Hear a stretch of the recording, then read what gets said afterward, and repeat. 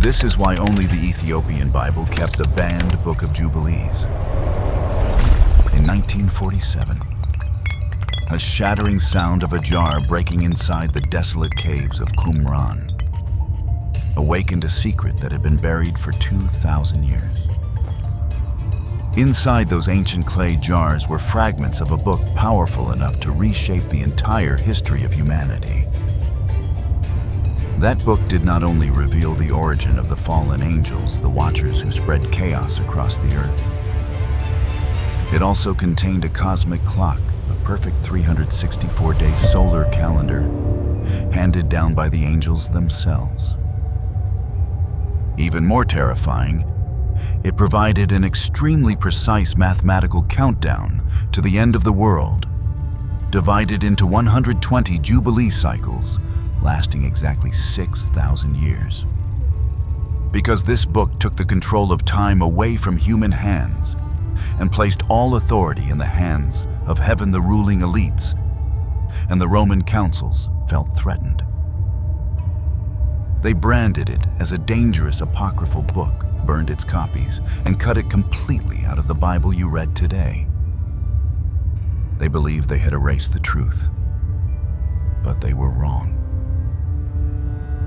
Thousands of miles away from the purges of the West and the towering mountains of Africa, the Ethiopian Orthodox Church refused to let this text go. For more than 1,600 years, while the rest of the world forgot it, Ethiopian monks quietly copied it by hand and honored this book as one of the most sacred parts of the Bible. Why was a text that held the countdown clock of the universe hunted so relentlessly by the West? And how did this ancient civilization become the final temple guardians, protecting it? Let us decode it together. The origin of time and power. Imagine a long, silent night, tens of thousands of years ago. Around a flickering fire at the mouth of a cave, human shadows stretched long and fell across the cold stone walls. Our ancestors sat there wrapped in animal skins, still carrying the scent of night mist and damp earth. At that time, they did not yet have complex words to call upon the names of the gods, but deep within their wild eyes, an overwhelming awe always appeared whenever they looked up at the night sky. To primitive human beings, that glittering dome of stars was not a romantic emptiness. It was the greatest and most accurate clock in the universe. Their lives were a relentless struggle for survival, completely ruled by the harsh alternation of light and darkness. But then, they began to recognize mysterious patterns. During the day, they learned to read time through shadows. A hunter pushed a dry branch into the ground. Day after day, he held his breath and watched its shadow grow longer and shorter at different times, noticing that the point where the sun rose slowly shifted along the distant mountain range. When the morning light shone directly through a fixed crack in the rock wall, the entire tribe knew that the longest day of summer had arrived and that the freezing winter had finally begun to retreat. To them, the sun was a radiant clock hand sweeping across the earth, and when night fell, the sky became a gigantic calendar. Through dozens of freezing winters, the hunters suddenly realized that when a specific constellation rose from the eastern horizon, the winds carrying snowstorms also rushed in, and the massive herds of reindeer began their misty migration through the valley. A little farther away, in a corner of the cave, lit by a faint fire, a woman sat quietly. In her hands were the thigh bone of a wild animal and a sharp piece of stone. She looked up at the moon from a thin silver thread cutting across the sky slowly, swelling into a bright, full disk, then shrinking again and sinking into darkness. Each night that passed, she carefully carved one shallow or deep mark into the bone. 29 nights, 29 carved marks. Those bone marks, which archaeologists today have found and call the Labombo bone or the Ashango bone. were humanity's first lunar calendars. She counted each waxing and waning cycle of the moon to predict the day when the life in her womb would be born, to know when the tides would rise at river mouths, or when the glacier streams would begin to melt, signaling the return of the gathering season. Measuring time in that ancient dawn of humanity was a pure and completely free art of survival. And yet, that pure freedom did not last forever. When the wheel of history turned its first rotations into the age of civilization, the meaning of time was ruthlessly taken away. The fires at the mouths of caves slowly faded, giving way to blazing torches that lit stone-paved avenues. Our ancestors stopped their wild wandering. They rooted themselves along great rivers, pressed the first wheat seeds into the mud, and gathered into enormous empires. At that point, knowing when the rainy season would arrive was no longer just a matter of survival for a few individuals. It became the survival of tens of thousands of human beings. To farm on a large scale, people needed a more complex system for measuring time. And at this very fracture point in history, the sky was privatized. From the towering, baked brick ziggurat observatories of Babylon to the silent watchtowers standing along both banks of the Nile in Egypt, time was no longer the common property of the sky. It was imprisoned behind the towering walls of temples. The observation of the movement of the stars was no longer for the hunter or the gatherer. It became the secret privilege of a newly emerged group, the priestly and clerical class. They wore long robes, stood upon high stone platforms, and declared themselves the only voice of the gods on earth. The most powerful weapon of this elite class was the lunar calendar system. A lunar year has only about 354 days, 11 days shorter than the actual cycle of the Earth orbiting the Sun. As a result, the lunar months continuously drifted and slipped away from the seasons of the year. To compensate for this chaotic shifting every few years, the priests would arbitrarily insert a 13th leap month into the calendar. And that was the loophole that gave birth to dictatorship. Because the calendar did not run in a fixed and independent way, no ordinary person could know for themselves when a new year truly began. The farmer could not simply look up at the moon and decide the day of harvest. He had to clasp his hands, kneel down, and wait for the signal fire to be lit from the top of the temple in Jerusalem. The religious elite held total authority over adding or subtracting the number of days in a year. If they wanted to collect more tax, they could extend that year.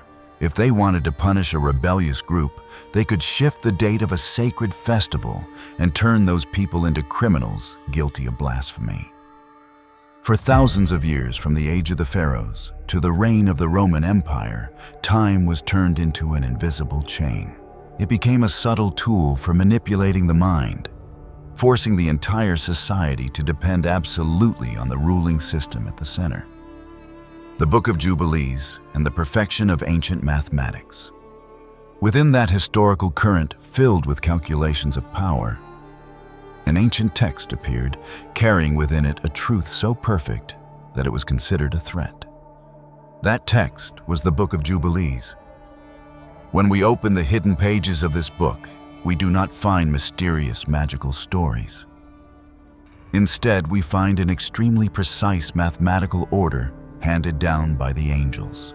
Those supernatural beings with majestic forms, completely shaved heads, silent and all-seeing, gave humanity a sacred design of time, a solar calendar lasting exactly 364 days. According to the Book of Jubilees, a year is not a random drift, but is divided into a structure of absolute symmetry. The 4 seasons of the year, spring, summer, autumn, and winter, each last exactly 91 days, equal to exactly 13 weeks. When you multiply 4 seasons by 91 days, you have a complete 364 days. The wonder of the number 364 lies in the fact that it is divisible by 7, creating exactly 52 weeks in a year without a single leftover day falling out of place. In practical terms, this carries a shocking meaning. Every festival, every seasonal transition, and every Sabbath would fall on the same day of the week, year after year, century after century. For example, Passover is always on a Wednesday. The Day of Atonement is always on a Friday. There is never any shifting, never any overlap, causing conflict between rituals. It is a perfectly self-operating system, an unchanging rhythm reflecting the eternal order of the universe. With the solar calendar of the Book of Jubilees, any farmer or shepherd in the wilderness could count the days and months for himself and know the exact sacred moment to turn toward the Creator without needing anyone to instruct him. But that very freedom and mathematical perfection pushed the Book of Jubilees toward death. To understand why we must look at the system the elites at the temple in Jerusalem were using at that time, the lunar calendar. Archaeologists and experts who study the Dead Sea Scrolls today have uncovered the truth about this calendar war. A lunar year actually has only 354 days, meaning it is 11 days shorter than the Earth's orbit around the Sun. As a result, after each year, the lunar months drifted backward compared to the actual agricultural seasons. After only 3 years, the calendar had already shifted by more than 1 month. Harvests, festivals, and weather no longer matched one another at all. Faced with this chaos, what did the priests do? Instead of searching for a more accurate system, they turned that error into a tool of power. To patch the 11-day gap once every few years, the Supreme Priestly Council, the Sanhedrin, would arbitrarily insert a 13th leap month into the calendar. Modern biblical scholars especially, Professor James Vanderkam, one of the world's leading experts on the Book of Jubilees and the Qumran community, have pointed out one core issue. The insertion of this leap month depended entirely on human observation and subjective judgment. Only the most powerful priests had the privilege to step forward, look up at the moon, and declare this year will have 1 additional month. They held in their hands the power to distort time. If they declared wrongly, the entire nation would fast on the wrong day, offer sacrifices in the wrong month, and violate sacred law. The people were stripped of the ability to locate themselves within the flow of time. They became blind, completely dependent on the voice of the religious institution to know where they stood within the year. And that is why the 364-day calendar of the Book of Jubilees was hated by the elite to the very bone. This book was not only a religious text, it was a declaration of independence. It declared that the lunar calendar system of the ruling class was a blindness, a violent interference with the order of nature. Jubilees gave the key of time back to each individual, completely removing the governing intermediary role of the priesthood. To those sitting at the peak of power in Jerusalem and later in Rome, a book teaching people how to stand on their own feet was the most dangerous book in the world. And so the Book of Jubilees was blacklisted, erased from history, and hunted for destruction. At this point, if you understand the natural world, a very sharp question must be appearing in your mind right now. Wait, hasn't modern science proven that the Earth takes 365 days and 1/4 to complete one orbit around the Sun? If ancient people applied the 364-day calendar of the Book of Jubilees, then every year the calendar would fall behind by 1.24 days. After a few decades, the actual seasons and weather would also become completely inverted and no longer match the calendar. So where is the perfection? Could those all-seeing angelic beings have calculated incorrectly? Or were the ancient scribes in the caves of Qumran simply people who understood nothing about astronomy? No, the guardians of this text were not foolish. When experts decoded the Dead Sea Scrolls and placed the Book of Jubilees beside its sister book, the Book of Enoch, a shocking and haunting truth was revealed. There are 2 reasons that explain this difference, and both open mysteries that reach far beyond our ordinary understanding. First, the hypothesis of the primordial Earth. Many researchers of ancient texts have put forward a bold hypothesis. In the earliest age, the orbit of the Earth truly once had a perfect cycle of 364 days. That was the age of the Garden of Eden, the golden age of a universe operating without even a single error. But the Book of Enoch recorded a terrifying event: the rebellion of the Watchers. The fallen angels and the sins of the giant Nephilim polluted the earth. To cleanse that defilement, the Creator sent down the Great Flood. According to this hypothesis, the devastating force of the Great Flood, the cracking of tectonic plates, and the gigantic underground waters bursting up from the depths of the earth caused the axis of the earth to tilt.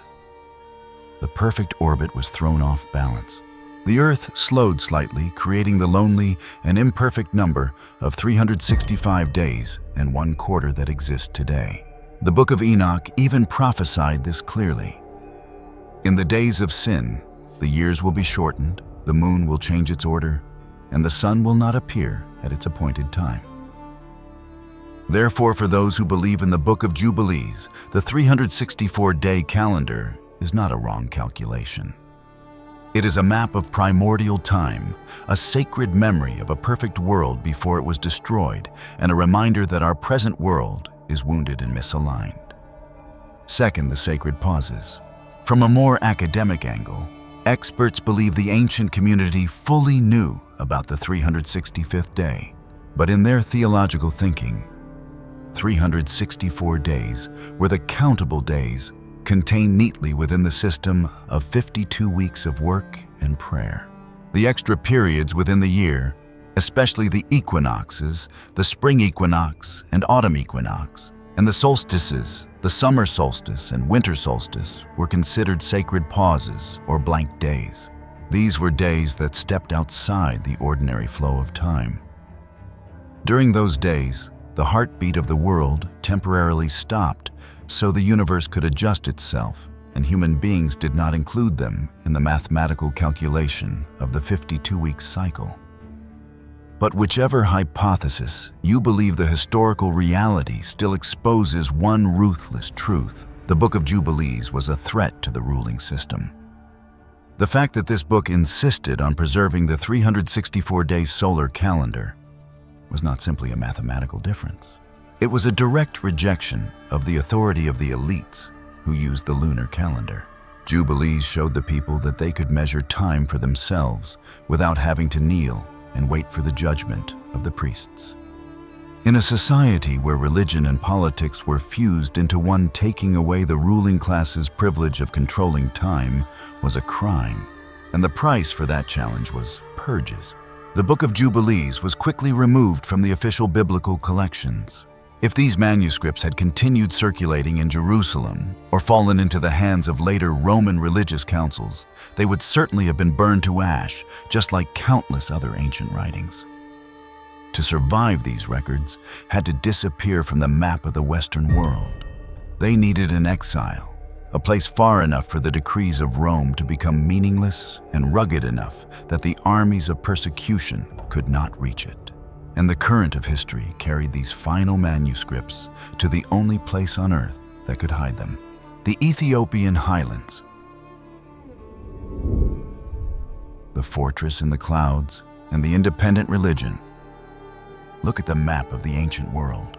North of the Mediterranean, Rome expanded its power through stone roads, legions, taxes, and imperial decrees. From the city of Rome, and later from Constantinople, theological debates spread across the Christian world. Bishops gathered in councils. Creeds were written. Some texts were regarded as orthodox. Other texts were gradually pushed out of the official liturgical life of the Western churches. Within that movement, many books that had once been read with respect by Jews and early Christian communities began to lose their place in the West. The Book of Enoch, the Book of Jubilees. The traditions about the Watchers, ancient calendars, expanded stories about Genesis. All of them were gradually moved to the margins.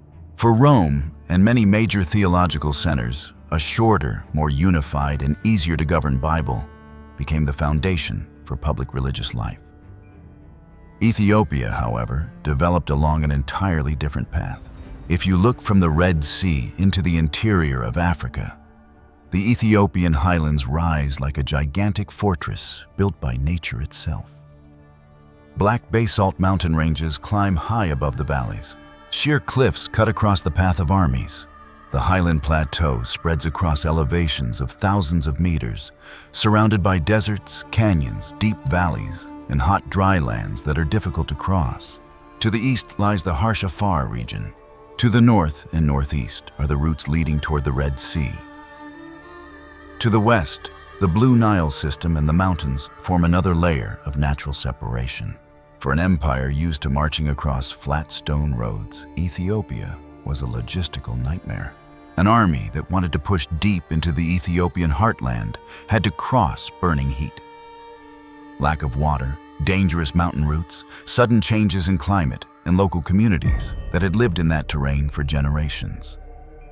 Places such as Aksum, Tigray, Amhara, and later Lalibela were not merely population centers. They were hard-to-reach highland regions where outside powers could not easily arrive by simple command. That geography protected a very different theology. While Western centers debated the canon, Ethiopia preserved a wider memory. While many other churches gradually viewed Enoch and Jubilees as books outside the canon, Ethiopian communities continued to read them, copy them, pray with them, and pass them down in the Ge'ez language. While manuscripts in many places were lost, decayed, or forgotten, Ethiopian monks kept them in monasteries on parchment inside rock churches and within ancient rituals carried from one generation to the next. This explains why Ethiopia became a unique place of preservation for texts that much of the rest of the Christian world had lost. The Book of Enoch is the most striking example. In most Jewish and Western Christian traditions, Enoch was placed among the apocryphal or pseudepigraphal writings. But in Ethiopia, Enoch was preserved as part of the biblical canon. This is extremely important because the complete version of First Enoch was preserved in Ge'ez, while in other regions, people found only scattered fragments in Aramaic, Greek, or later quotations. When fragments of Enoch were discovered in the caves of Qumran together with the Dead Sea Scrolls, modern scholars realized that the Ethiopian tradition had not been preserving some late and baseless story. It was preserving a textual stream that had once circulated strongly in the Jewish world before and around the time of Jesus. The Book of Jubilees has a similar story. In the West, Jubilees is usually regarded as a text outside the canon. But in Ethiopia, it was preserved with sacred status. This book retells Genesis and Exodus according to a special system of time, dividing history into cycles of 7 years and 50 years, emphasizing angels' covenant law, the sacred calendar, and the way God orders time. For the Ethiopian people, Jubilees was not merely an expansion of Genesis. It helped explain why sacred history operates according to order, why feast days have meaning, and why the patriarchs lived within a rhythm of time remembered from heaven. Of course, saying this does not mean Ethiopia was completely cut off from the outside world. The kingdom of Aksum was once a major commercial power, connected with the Red Sea, South Arabia, Egypt, the Mediterranean, and the Indian Ocean. Aksumite coins have been found with royal symbols and later with the sign of the cross. Merchants, missionaries, monks, and scholars moved through those routes, carrying goods, languages, rituals, and beliefs. Christianity came to Ethiopia very early, often connected with the 4th century under King Ezana of Aksum and the figure of Frumentius. According to tradition, Frumentius was a foreigner brought to the court of Aksum when he was young, and he gradually came to hold an important role in the royal court. Later, he was appointed as bishop and became Abba Salama, Father of Peace, the one who laid the foundation for the Ethiopian Church. From that point on, Christianity took root in the identity of the kingdom, not as a simple imported religion, but as part of national consciousness. The name Tewahedo also carries very deep meaning. In Ge'ez, Tewahedo means unified or made one. It reflects the Christological belief of the Oriental Orthodox churches, emphasizing that in Jesus Christ, divinity and humanity are fully united in one person. After the Council of Chalcedon, in the year 451, Eastern churches, such as the Coptic Church of Egypt, the Syriac Church, the Armenian Church, and the Ethiopian Church, followed a different path from Rome and Constantinople in expressing the nature of Christ. From that point forward, Ethiopia stood even more firmly within a distinct stream of Christianity connected to Alexandria, but not governed by Rome. The Ethiopian Church is not a small branch that wandered away from Western Christianity. It is an ancient tradition with its own language, its own liturgy, its own music, its own calendar, its own biblical canon, and its own memory of Israel. In Ethiopian churches, Ge'ez became the sacred language much like Latin in the West or Church Slavonic in part of the Orthodox world. Many ordinary believers may speak Amharic, Tigrinya, or other local languages, but when the liturgy begins, Ge'ez carries the community back into a deeper layer of ancient memory. Manuscripts written in Ge'ez script on parchment are not merely books. They are the living inheritance of a church that protected its memory through ink-skin song and monastic discipline. Imagine a monastery on the Ethiopian highlands on a cold morning. Outside are dry mountain slopes wind passing over stone and narrow footpaths. Inside, a monk sits beside a manuscript, using a reed pen or hand-copying tool to write each line of Ge'ez onto carefully prepared parchment. Each page requires patience. Each copying error can ruin many hours of labor. In that world, preserving the Book of Enoch, or Jubilees, was not an academic hobby. It was an act of worship, a form of faithfulness to the treasure they believed had been handed down by their fathers. Lalibela is the easiest example to understand. This is a famous church complex in Ethiopia where people did not build churches by stacking stones in the usual way. Instead, they carved directly into massive rock formations to create churches within the stone itself. These structures were created many centuries ago and remain an important pilgrimage site for Ethiopians today. Simply by looking at Lalibela, one can understand how persistently Ethiopia has preserved its faith and tradition. In the 12th and 13th centuries, under the Zagwe dynasty, monolithic churches were carved deep into the rock at Lalibela. UNESCO describes this place as containing 11 medieval churches in a mountainous region, regarded as a New Jerusalem of Ethiopia. This is not the kind of architecture where stones are placed one on top of another. The workers carved straight into the living rock, digging from the top downward, creating roofs, walls, doors, columns, passageways, tunnels, and worship spaces inside the earth itself. Standing before the church of Bet Georgis in Lalibela, it is easy to understand why this place is so famous. Unlike great churches built upward above the ground, Bet Georgis was carved straight down into a single block of rock. From a distance, you can barely see the entire structure. Only when you come close and look down into the deep rock trench below does the cross-shaped form of the church appear clearly.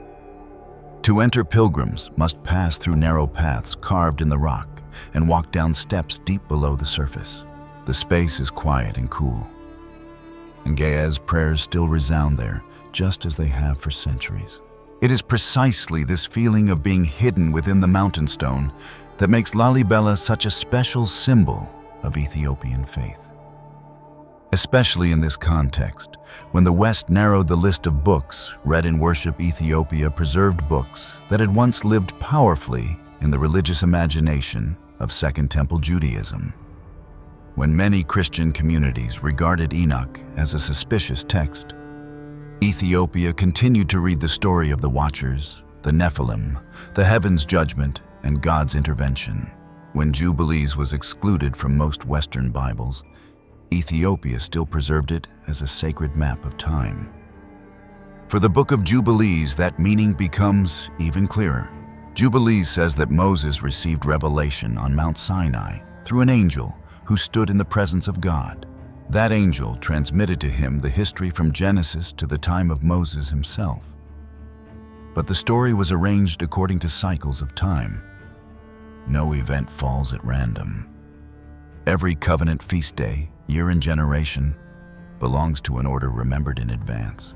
For a church like Ethiopia, which sees the liturgical calendar, fasting days, feast days, and the rhythm of worship as central to life, Jubilees became a text with very special power. It helped them see history as a sequence of sanctified time. It strengthened the awareness that the people of God live according to a rhythm different from the empire. It says that time itself can be preserved as a covenant. This is what made Jubilees dangerous in the eyes of systems that preferred to control religion through central authority. A people with their own calendar, a wider Bible, their own memory, and a strong monastic tradition would be very difficult to cut off from their identity. A city can be conquered, a palace can be burned, but to erase a community that has hidden its sacred memory in prayer liturgy manuscripts and mountain stone requires more than a decree. Ethiopia also preserves an even bolder claim about itself. According to the tradition of the Qumran, meaning the glory of the kings, the Ethiopian royal house traces its origin back to King Solomon and the Queen of Sheba. The story says that Queen Makeda of Ethiopia came to Jerusalem to meet Solomon and later gave birth to Menelik. Afterward, Menelik returned to Ethiopia, and Ethiopian tradition connects him with bringing the Ark of the Covenant to Aksum. Modern scholarship often reads the Qumran as a national epic strongly shaped in the Middle Ages to strengthen the legitimacy of the Solomonic dynasty. But for many Ethiopian believers, that story remains a deep part of their sacred identity. This also helps explain a very important belief in Ethiopian tradition. Many Ethiopians believe their people are connected to ancient Israel in origin and are among the most faithful guardians of that inheritance. For them, the connection with Israel is not only a beautiful story.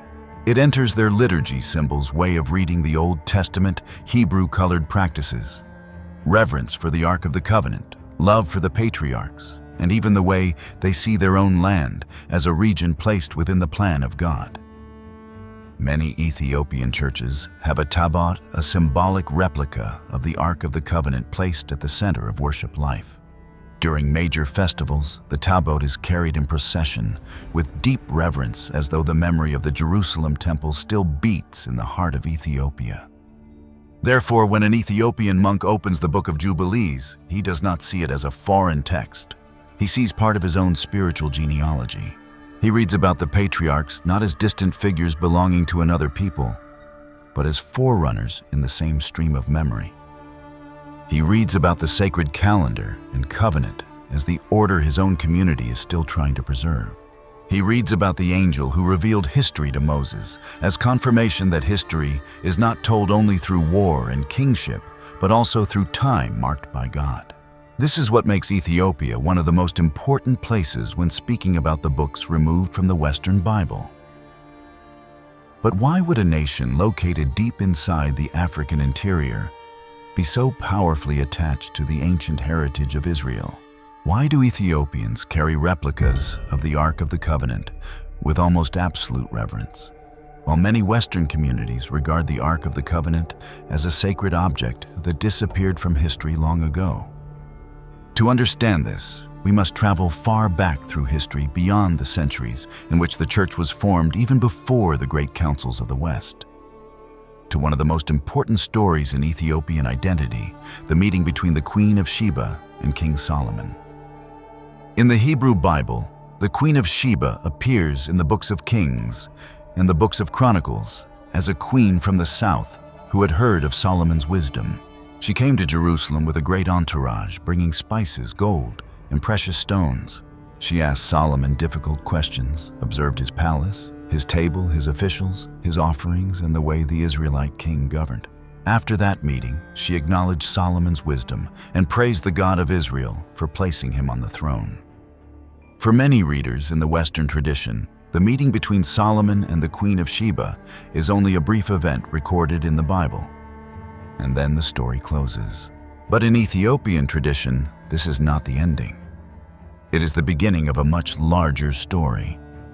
According to the Kebra Nagast, meaning the glory of the kings, the Queen of Sheba is called Makeda. She came to Jerusalem to meet Solomon, and between these two figures, a connection formed that went far beyond a diplomatic visit. When Makeda returned to Ethiopia, she was carrying a son. That child would later be called Menelik I. This story became the foundation for Ethiopia's Solomonic consciousness. According to that tradition, Menelik I grew up in Ethiopia. Then when he reached adulthood, he made the journey to Jerusalem to meet his father. Imagine that scene through the imagination of an ancient Ethiopian. A prince born in the highlands of Africa, carrying the bloodline of a southern queen, stepping into Jerusalem to meet the wisest king of Israel. Before him stood the temple, the priests, the elders, the rituals, the incense, and the memory of Sinai. Menelik did not come to Jerusalem as a stranger. In the telling of the Kebra Nagast, he came as a son returning to his father, as a branch of the Ethiopian royal house entering the sacred center of Israel. Solomon recognized his son loved him and wanted to keep him there. But Menelik belonged to Ethiopia. He had to return to rule the homeland of his mother. That return journey changed the entire story. The Kebra Nagast says that the sons of Israel's elders were assigned to go with Menelik to help him build the royal court in Ethiopia.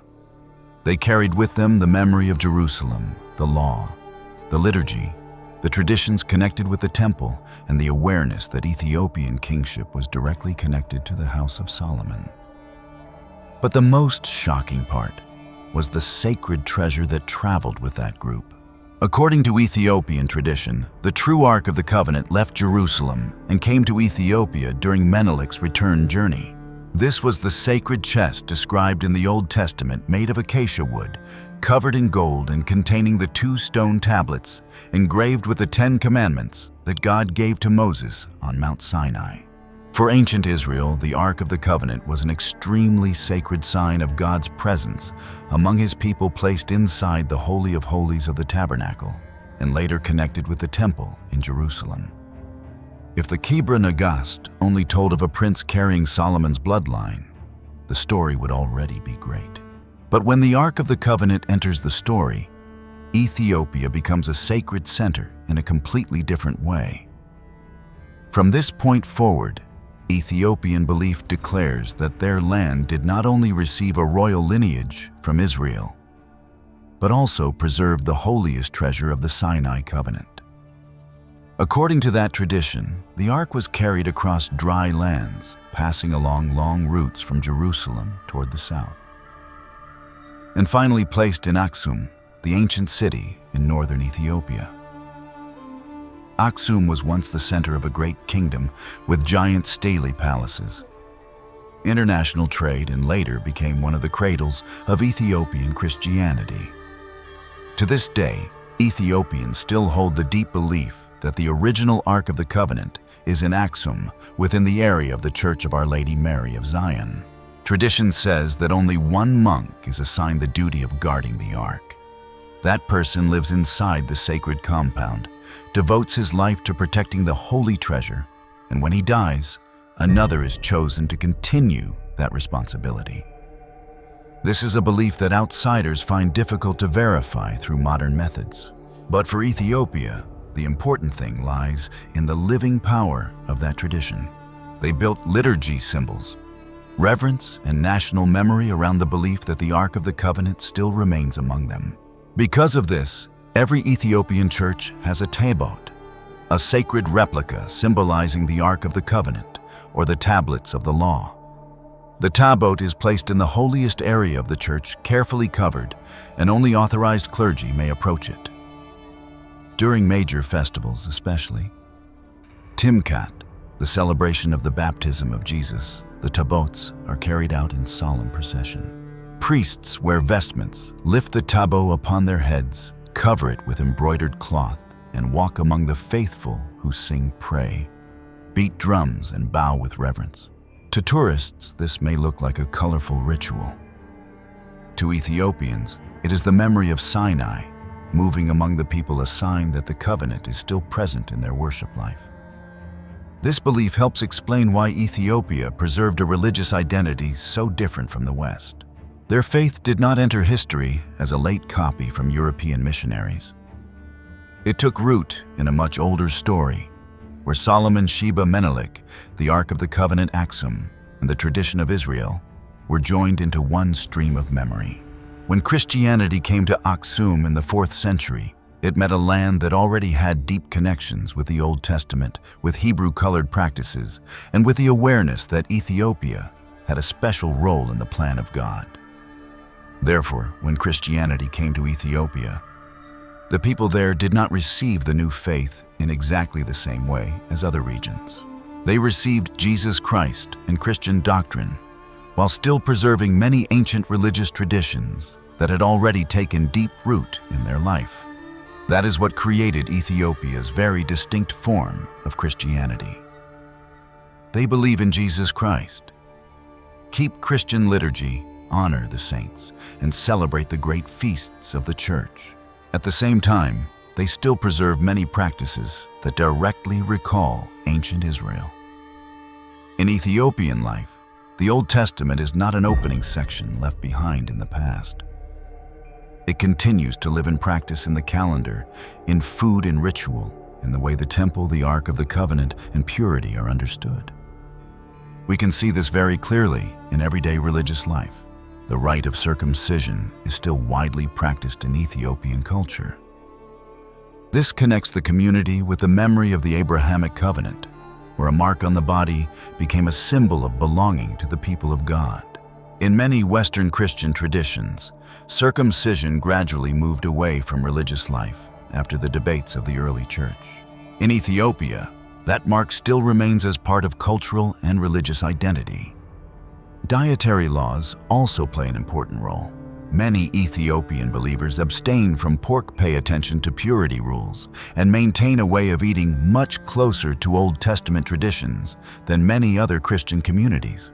The fasting seasons in the Ethiopian church are also very strict, with a large number of fasting days throughout the year. Food therefore becomes part of spiritual discipline, not merely a cultural habit.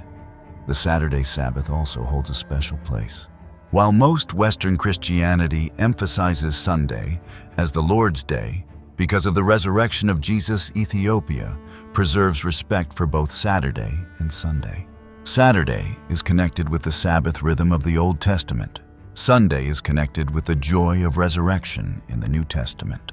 The keeping of both days shows that Ethiopia does not set the Old Testament and the New Testament against each other. They read the whole history of salvation as one continuous stream from Sinai to Christ, from the Ark of the Covenant to the cross and the resurrection. This creates a major difference when compared with the West. After many centuries of theological development, the Western Church gradually followed another rhythm. Sunday became the center of liturgy. Old Testament dietary laws were understood as fulfilled in Christ. Circumcision was replaced by baptism as the sign of entry into the new covenant. These changes have their own theological foundations in the New Testament and church tradition. But Ethiopia preserved an older layer of practice, where Christianity still clearly carries the breath of Israel. Right here, the Book of Jubilees becomes an extremely important key. If one opens Jubilees, the reader will see that this book is deeply concerned with sacred time. It retells the history from Genesis to the time of Moses, according to cycles of years, weeks of years, and Jubilee periods. It emphasizes the Sabbath as an order established from creation, kept not only by human beings on earth, but also by the angels in the heavens. It speaks about covenant circumcision, purity, marriage, family feast days, and the boundary between the covenant people and the foreign nations. For a church like Ethiopia, these themes fit directly into daily religious life. A community that keeps the Saturday Sabbath will find in Jubilees a deeper explanation of sacred time. A people who see the Ark of the Covenant as the center of sacred memory will feel close to Jubilees because the book places Sinai Moses' angels and the law within a broad order. A church that keeps dietary laws, purity rituals, and circumcision will see Jubilees reflecting the very way they understand religious life. A tradition that sees itself as connected with ancient Israel will read Jubilees as part of its spiritual genealogy, where the patriarchs, the covenants, and the cycles of time connect directly to the present. This is why Ethiopia preserves Jubilees with great reverence. For the West, Jubilees is usually regarded as a text outside the canon. But for Ethiopia, this book has special value because it fits directly with their religious life. Jubilees emphasizes the Sabbath covenant, circumcision, purity, and the sacred calendar. These are also the very elements that the Ethiopian Church has maintained through many centuries. Therefore, the book is not only read as an ancient document, but also regarded as a foundation that helps explain practices that still exist within the community. That is why Ethiopia keeps Jubilees in its canon. For them, this book helps connect present life with the sacred history of Israel, from the patriarchs Moses and Sinai to Ethiopian tradition. The belief about Menelik and the Ark of the Covenant makes this connection even stronger. According to Ethiopian tradition, they did not merely receive faith from Israel, but also inherited part of Israel's sacred heritage. Therefore, the themes of covenant law and sacred time in Jubilees are seen as elements tied to their national and religious identity. This also connects directly to the role of the tabot in the Ethiopian Church. The tabot symbolizes the Ark of the Covenant and is the sacred center of every church. Therefore, protecting the tabot is not merely the preservation of a religious object, but the protection of a core part of faith and communal memory. In short, Ethiopia keeps Jubilees because this book fits the religious tradition they are living. It strengthens practices such as the Sabbath, the sacred calendar covenant, and purity, while also harmonizing with the belief about Menelik, the Ark of the Covenant, and Ethiopia's special role in the history of redemption. This is why Ethiopia differs from the West in the story of the books that were removed. For Ethiopia, Jubilees is a very natural part of their life of faith. This book is tightly connected with the way Ethiopians understand sacred time covenant, the Sabbath feast days, and the history of salvation. The things told in Jubilees flow into the very religious life they have preserved for many centuries. For this reason, Jubilees has always held a special place in Ethiopian tradition. Monks copied it, scholars studied it. Communities of faith read it as part of the sacred treasury handed down through many generations. Together with Jubilees, Ethiopia also preserved Enoch as an important text that helped them understand angels' judgment and world history before the flood. All of these things belong to the larger picture of Ethiopian identity. At the center of that identity is the memory of Sinai, reverence for the Ark of the Covenant, the tradition of Aksum, the presence of the tabot in every church, the keeping of the Sabbath, the fasting seasons, and many religious practices that have accompanied this people for centuries. In that context, Jubilees holds a special place in Ethiopian tradition. This book emphasizes themes that are very close to Ethiopian religious life. The Sabbath, the sacred calendar covenant purity, the role of family and community, and the belief that history has been arranged by God according to a sacred order. Therefore, Ethiopians do not see Jubilees as a marginal text, but as something that helps explain the very practices they are preserving. Jubilees also harmonizes with the way Ethiopia understands its connection with ancient Israel. In a tradition linked with Solomon Menelik, the Ark of the Covenant, and the tabots inside churches, this book strengthens the sense that the biblical story still continues to be present in their life. That is why Jubilees was preserved through many centuries in Ge'ez manuscripts, monasteries, and liturgical life. It was not only because geographical isolation or an ancient language helped preserve the text, but also because the book fit Ethiopia's religious identity. In other words, Ethiopia keeps Jubilees because they see themselves within it, a community that values the Sabbath, the sacred calendar covenant, and the memory of its connection with Israel. For them, Jubilees is not merely an ancient text, but part of the story that helps shape the religious and historical identity of their people. The miracle of the Ge'ez language and how Ethiopia preserved the Book of Jubilees. The harmony of faith, the memory of Israel, and the Solomonic origin explain why the Ethiopian people longed to preserve the Book of Jubilees. But longing is only the starting point. A people may love a text regarded as sacred, read it in monasteries, and place it within liturgical life. Yet successfully protecting a book that most of the Western Christian world pushed to the margins for many centuries is another story entirely. Here, Ethiopia had an advantage that Rome, Constantinople, or the theological centers of Europe could not easily control. That advantage was the Ge'ez language. Ge'ez is the ancient language of Ethiopia and Eritrea.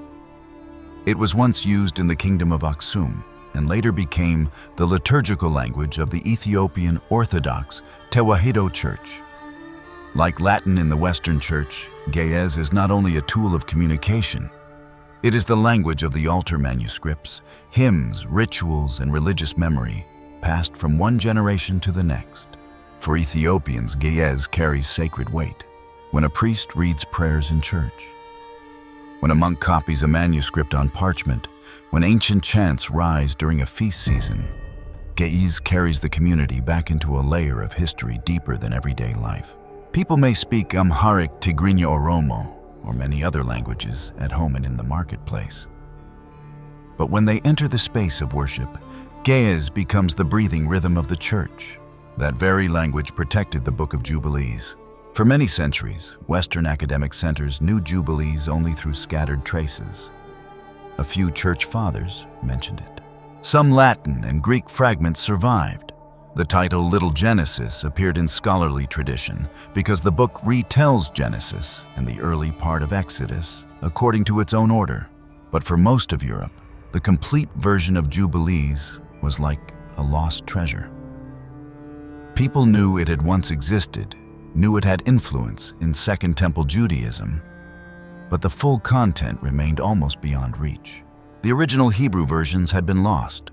The Greek version survived only in fragments. The Latin version preserved only part of it. Ancient quotations were enough to prove that the book had once been read, but not enough to restore the entire text. Meanwhile, thousands of miles away from Europe, among the Ethiopian highlands and monasteries, hidden deep in mountain stone Jubilees, was still being copied in Ge'ez. Not a scrap, not a few quotations, not a name surviving in the writings of opponents. In Ethiopia, the book continued to live as part of a broader biblical treasury read within a tradition accustomed to preserving Enoch Jubilees and many texts that the West no longer placed inside its official canon. This created a significant gap in the awareness of Western scholarship. European theologians could debate in Latin and Greek. Monastic libraries in Europe could copy what remained within their own tradition. Scholars could follow the traces of Jubilees through ancient quotations. But Ge'ez stood outside that familiar system. It belonged to another world, another church, another continent, a religious tradition that did not move according to the rhythm of Rome. For that reason, the Book of Jubilees did not disappear. It simply moved out of Western sight. In Ethiopian monasteries, Jubilees was copied and transmitted in Ge'ez through many generations. The important point is not only that the text was copied, but that the full content of the book was preserved within the religious life of the community. When the original Hebrew versions no longer existed in complete form, and the Greek versions remained only in fragments, the Ge'ez versions preserved nearly the whole structure and content of Jubilees. Thanks to this continuous process of copying the chapters about creation, the patriarch's covenant Sabbath, the sacred calendar, and revelation given to Moses were handed down intact. Each generation of monks received the text from the previous generation and continued preserving it as part of the sacred treasury of the church. This continuity helped Jubilees survive through many centuries, while in many other places it was known only through quotations or scattered textual fragments. For a text like Jubilees, this work was not simply copying ancient words. It was an act of protecting memory. When the scribe wrote about Moses on Sinai, about the angel transmitting revelation about the Sabbath, the cycles of years' covenant and purity laws, he was preserving the explanation for the religious life of his own community. Jazz therefore became a linguistic safe. It locked Jubilees inside a writing system that most Western centers of power could not read. It carried the book into the Ethiopian liturgical environment, where the text was protected by reverence rather than by walls. It also allowed Jubilees to avoid the direct scrutiny of canonical debates in Europe, because the place that preserved the complete version stood outside the academic and ecclesiastical network the West was accustomed to controlling. In Ethiopia, many elements worked together to protect Jubilees over time. The difficult terrain allowed the country in many periods of history to maintain relative independence from outside centers of power. Geographic distance also meant that local manuscripts and traditions were less likely to be swept into changes taking place elsewhere. Alongside that, Ge'ez created its own cultural space where texts were preserved and transmitted within the boundaries of the church. Monasteries continued copying manuscripts from one generation to the next, seeing that work as part of a sacred responsibility. More importantly, Ethiopians did not regard Jubilees as a foreign text or as something valuable only for history. For them, the book was connected to the way their community understood faith origin and religious memory. Because of these things, Jubilees did not disappear. For many centuries, the West saw only the outer traces. Scholars knew there had been a book called Jubilees. They knew it retold Genesis according to cycles of time. They knew some church fathers had mentioned it. But the complete text remained far beyond reach, preserved among communities that Europe often understood very little. By the 18th and 19th centuries, the situation began to change. Western explorers, scholars, and manuscript collectors began paying more attention to Ethiopia.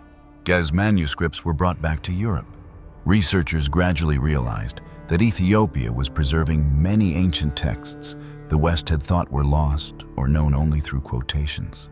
The case of Enoch astonished Europe, a book mentioned in the New Testament through the Epistle of Jude, once read by some ancient communities, had been preserved almost completely in Ge'ez. Jubilees also gradually drew the attention of Western scholars through that same path. The Ge'ez manuscripts allowed scholars for the first time to access the full content of the book, instead of reconstructing it only from fragments. They saw a text with a clear structure, not a chaotic collection of legends. Jubilees tells the story from creation to Sinai, divides time into cycles, and emphasizes the Sabbath purity laws, the sacred calendar, circumcision, the patriarchal family, and the presence of angels in Revelation. Yet the return of Jubilees to European scholarship was still not the most shocking point. The greater event occurred in the middle of the 20th century in the desert region near the Dead Sea. From 1947 onward, the caves near Qumran began to reveal one of the most important archaeological discoveries in modern biblical studies, the Dead Sea Scrolls. In these caves, people found thousands of manuscript fragments in Hebrew, Aramaic, and Greek. Some belonged to books in the Hebrew Bible. Some belonged to texts outside the canon, but once widely circulated in Second Temple Judaism. Some reflected the life laws and beliefs of ancient Jewish communities around Qumran. Within that treasury, Jubilees appeared in Hebrew. This was a special moment. Before Qumran, many scholars had believed that Jubilees was originally written in Hebrew, then translated into Greek, Latin, and Ethiopic. But that was still an inference based on language quotations and transmission history. When Hebrew fragments of Jubilees were found in the Qumran caves, that theory gained a clearer material foundation. The book was not a late product created in an Ethiopian environment. It had circulated in Hebrew in the ancient Jewish world before being transmitted through other languages and finally preserved in full in Ge'ez. This greatly increased the value of the Ethiopian version. The Qumran fragments were like ancient bones found after many centuries. The Ge'ez version was like the body of the text, preserved in a more complete form. When placed side by side, scholars could examine the faithfulness of the Ethiopic tradition. Of course, not every word can be compared in a simple one-to-one way. The text passed through translation from Hebrew into Greek, then from Greek into Ethiopic. Through many centuries of copying, small differences, distinctive expressions, and issues of transmission are normal. But what drew scholarly attention was the broad agreement in content structure and core meaning. In other words, the Ge'ez version reflects a textual tradition carefully preserved through many generations. It reflects the labor of copying, transmitting, and preserving by a religious community deeply attached to this text. It preserves a textual tradition with deep roots in Second Temple Judaism. The presence of Jubilees at Qumran shows that the book once held considerable authority in some ancient Jewish communities. The Israel Antiquities Authority classifies Jubilees among the parabiblical texts, meaning writings that retell, expand, or interpret biblical material. This authority also notes that some books of this kind, including Jubilees, may have been regarded by certain groups as having a status close to Scripture. That explains why there are many copies of Jubilees at Qumran. Fragments from Cave 1, Cave 2, Cave 3, Cave 4, and Cave 11 show that the book did not sit entirely on the fringe of ancient religious life. It was copied, read, and preserved in an environment that placed great importance on the sacred calendar, purity laws, communal separation, and cycles of time. All of these themes are also central to Jubilees. Therefore, the discoveries at Qumran confirmed an important point. The Book of Jubilees was not a product unique to Ethiopian tradition, but a text with deep origins in Second Temple Judaism. The Hebrew fragments found at Qumran show that Jubilees was once copied and circulated among ancient Jewish communities. Meanwhile, the Ge'ez version in Ethiopia preserved nearly the full content of the book. When scholars compare these two sources, they find that the core themes of Jubilees remain intact. Moses receives revelation on Sinai. Angels play a role in transmitting revelation. History is arranged according to cycles of time. The Sabbath holds a central position. The patriarchs are presented according to a distinct interpretive framework. Covenant is connected with family life, community, and religious practice. This shows that the Ethiopic tradition preserved the text with a remarkable degree of stability over many centuries. Although the text passed through a long process of translation and copying, the main structure and content of Jubilees remained clear enough to be compared with the ancient Hebrew fragments. That is why the Ge'ez version has become an especially important source for the study of Jubilees today. The credit for that preservation belongs to many generations of Ethiopian monks. They continually copied manuscripts, used the text in liturgical life, and passed it down to the generations that followed. Through that process, Jubilees did not disappear like many other ancient works. While many texts were lost because of war, disaster, neglect, or because they were no longer used, Jubilees survived in Ethiopia because it continued to be read, copied, and regarded as part of a living religious tradition. That is why Ge'ez cannot be described simply as an ancient language. In this story, Ge'ez is the protective layer of memory.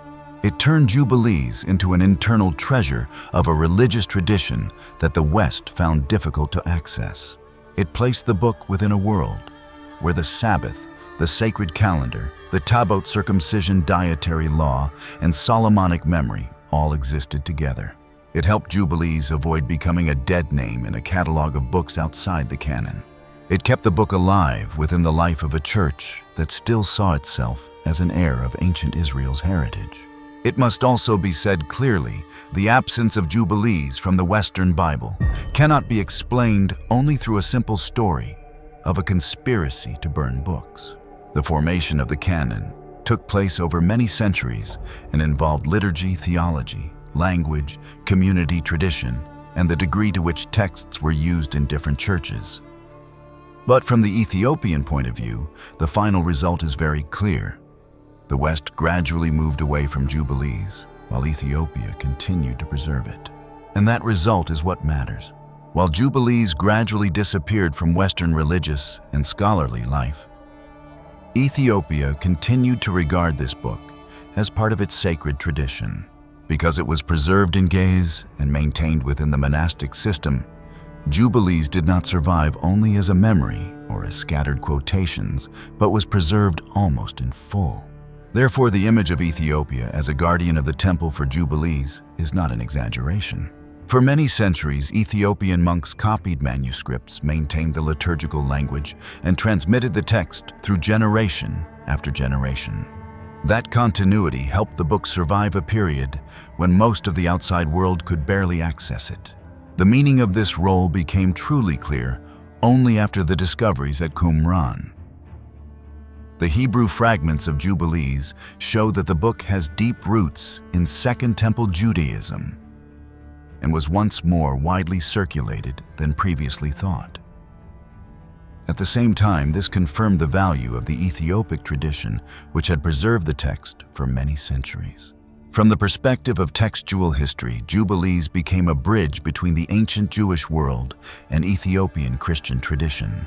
The Hebrew fragments at Qumran provide evidence for the ancient origin of the work, while the Ge'ez version preserves nearly the full content so that modern scholars can study and compare it.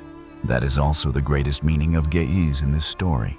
This language did not only preserve written words, it preserved a religious tradition and a part of the memory of ancient Judaism. Thanks to Ge'ez, Jubilees did not become a completely lost text like many other works of antiquity. Looking back at the whole journey, we can see that Ethiopia did not merely preserve a book excluded from the Western canon. It preserved an important witness to the history of Second Temple Judaism and to the formation of ancient biblical traditions. Because of that preservation, when Qumran was excavated, the scholarly world could recognize that Jubilees had never truly disappeared. It had simply been preserved somewhere else in another language and by another tradition. But clearly the Book of Jubilees was not merely a record of worship rituals or a harmless solar calendar. Why would a religious text be regarded as the #1 enemy of empires, to the point that it had to flee all the way to the rugged mountains of Africa in order to survive? Let us discover the answer in shocking secrets that threaten the ruling powers. When people mention the Book of Jubilees, many immediately think of a book that records expanded stories from Genesis' ancient laws or a strange Jewish calendar system. But if Jubilees were merely an ordinary religious text, why was it erased from the center of biblical life in most of the West, only to flee and be protected like a sacred treasure in Ethiopia? Why could a book about calendars, the Sabbath, and feast days terrify the powerful elites so deeply that they would pronounce a death sentence over it? The answer lies in a cruel but extremely precise truth of the ancient world: whoever controls time controls human life. People often assume that power is maintained only through mighty armies, harsh laws, or taxation. That is true. But there is another form of power, invisible, deeper, and far more subtle: the power to decide how human beings measure time. Which day is a feast day? Which day must be set aside for rest? Which day the people must go up to the temple to present offerings? All these things are not merely numbers on a calendar.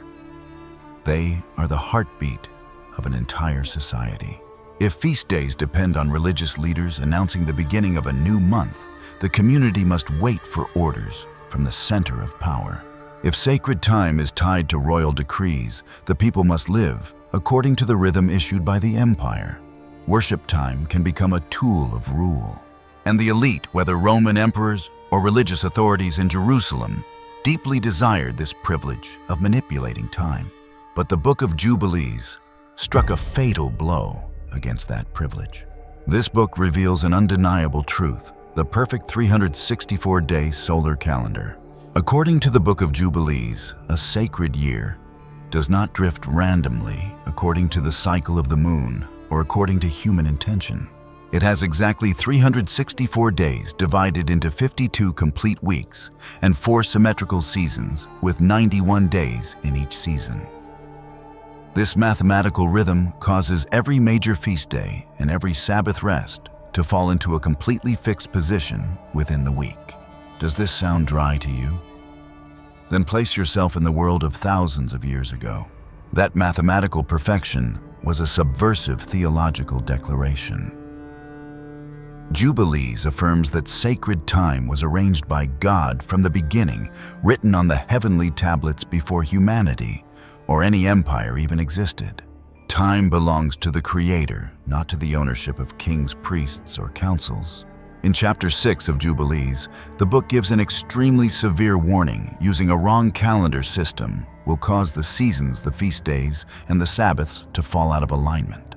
When a worshiping community keeps the wrong time, they are stepping out of the covenant order God established. For Jubilees, getting the day wrong is not a technical calculation error. It is a fall. This argument completely stripped away the interpretive authority of the leaders. An emperor could not freely change a holy day to serve his administrative or military needs. A council of priests could not casually declare the insertion of an extra leap month in order to strengthen its position of power. Jubilees told the people, your days belong to God before they belong to the emperor. Your week is shaped by the Sabbath before it is controlled by the marketplace. And your year belongs to the covenant before it belongs to taxation. That idea was far too dangerous. Look at the way Jubilees protects the Sabbath, and you will see the power of this resistance. The book describes the Sabbath not as a law that appeared late in Jewish history, but as a day established from the moment of creation, a day that even the angels in heaven must observe. Raising the Sabbath to such a cosmic order sets a wall of steel against every ruler. It reminds greedy empires that human beings were not born merely to become machines for production, buying, selling, and paying taxes. It places a limit on the commanding power of landowners, merchants, and kings, while affirming the dignity of the poor before God. A society that wants to squeeze every drop of labor out of its people will feel deeply uncomfortable before a day of rest that it has no right to take away. Jubilees does not call for overthrowing governments with swords or violence. It resists in a much deeper way. It establishes a sacred standard higher than every political power. When a community keeps its own calendar, it preserves its own identity. When they keep their own feast days, they preserve the collective memory of their people. They will never be fully assimilated or distorted by the system of the ruling empire. And that is exactly why the Book of Jubilees resonated perfectly with the character of the Ethiopian Church. While the West tried in many ways to unify religious time under Roman control, the Ethiopians found in Jubilees a map for protecting their independent identity. The monk copying a Ge'ez manuscript, the priest carrying the Ark of the Covenant, or the farmer resting on Saturday. All of them were placing their bodies within the original covenant order they believed had been handed down from the dawn of time. Jubilees forces every community from antiquity to the present day to look again at the calendar hanging on the wall and ask one sharp question: are we living according to God's time, or are we allowing our time to be ruled by power and greed? The fact that this book was excluded from the Western Bible may have many complex theological reasons connected to the formation of the canon, but we cannot deny one reality simply by defending a sacred and unchanging calendar. The Book of Jubilees weakened every human claim to absolute power, but the control of time was only the first secret. The Book of Jubilees does not only decide which days must be kept, it also boldly answers a question far more dangerous than that: who truly has the right to explain the origin of humanity and the cause of the evils that are ruling this world? The second secret, the fallen angels, the Nephilim, and the true cause of the Great Flood.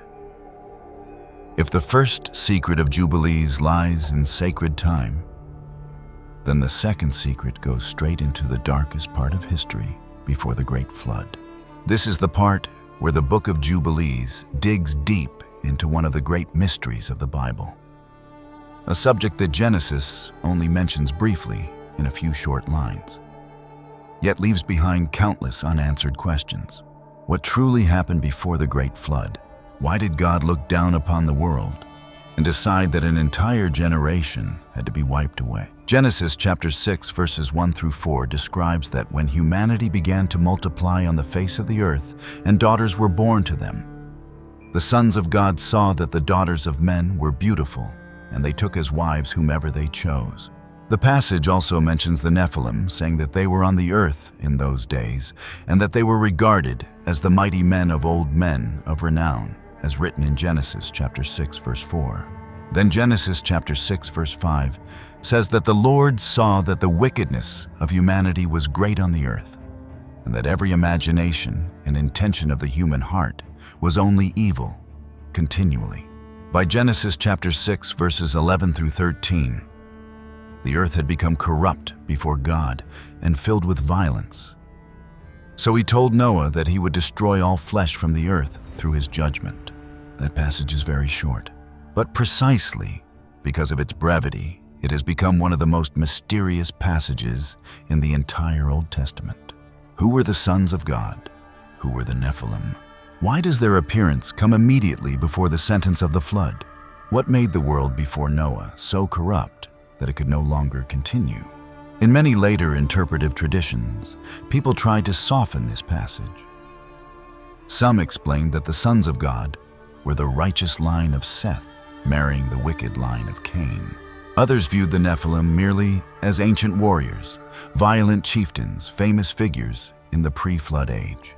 That interpretation makes the story easier for the modern mind to accept.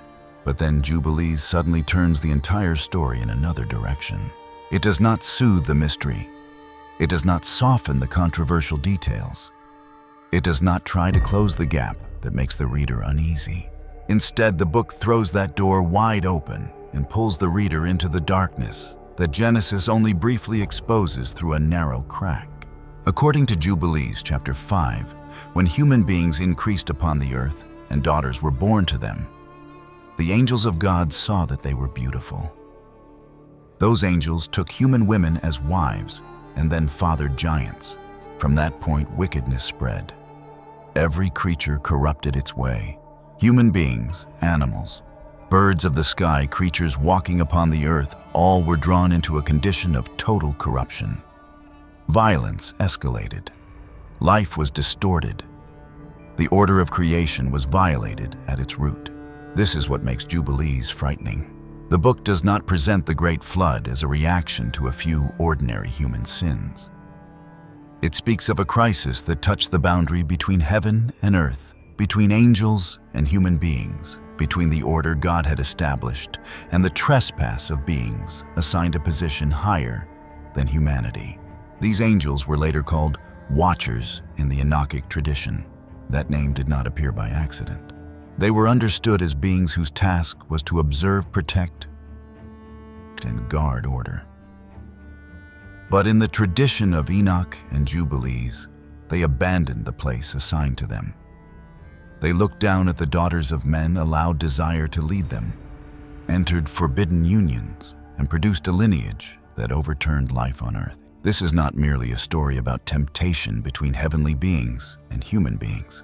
At a deeper level, it is a warning about what happens when those who are given a high position betray the purpose they were created to serve. An angel holds a position higher than a human being.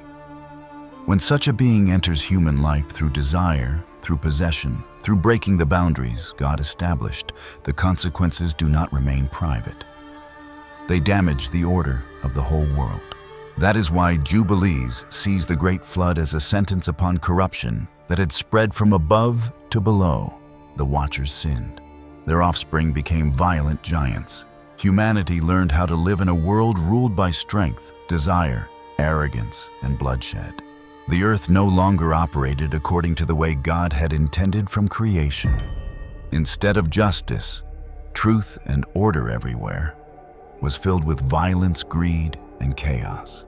It became a world where power decided everything, and the weak became victims of the strong. The Book of 1 Enoch tells the story in even greater detail. The Watchers did not only take human women, they also passed dangerous knowledge to humanity, the making of weapons, beautification, for seduction spells, astrology, the observation of signs in the heavens, and the exploitation of things that should not have been handed to humanity in a state of moral corruption. Knowledge can be good in the right hands, but when it falls into a generation that has lost the fear of God, it becomes an instrument of destruction. This is why the story threatened the ruling powers. In the ancient world, kings loved to attach themselves to divine origins.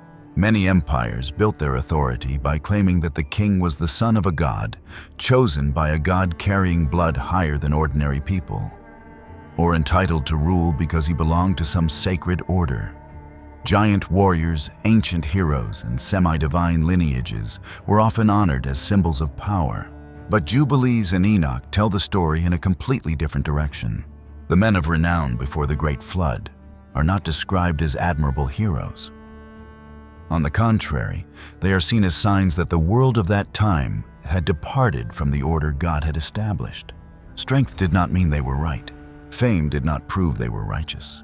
The more power and influence they had, the greater their responsibility for the harm they caused, because they used strength to impose and destroy instead of protecting others.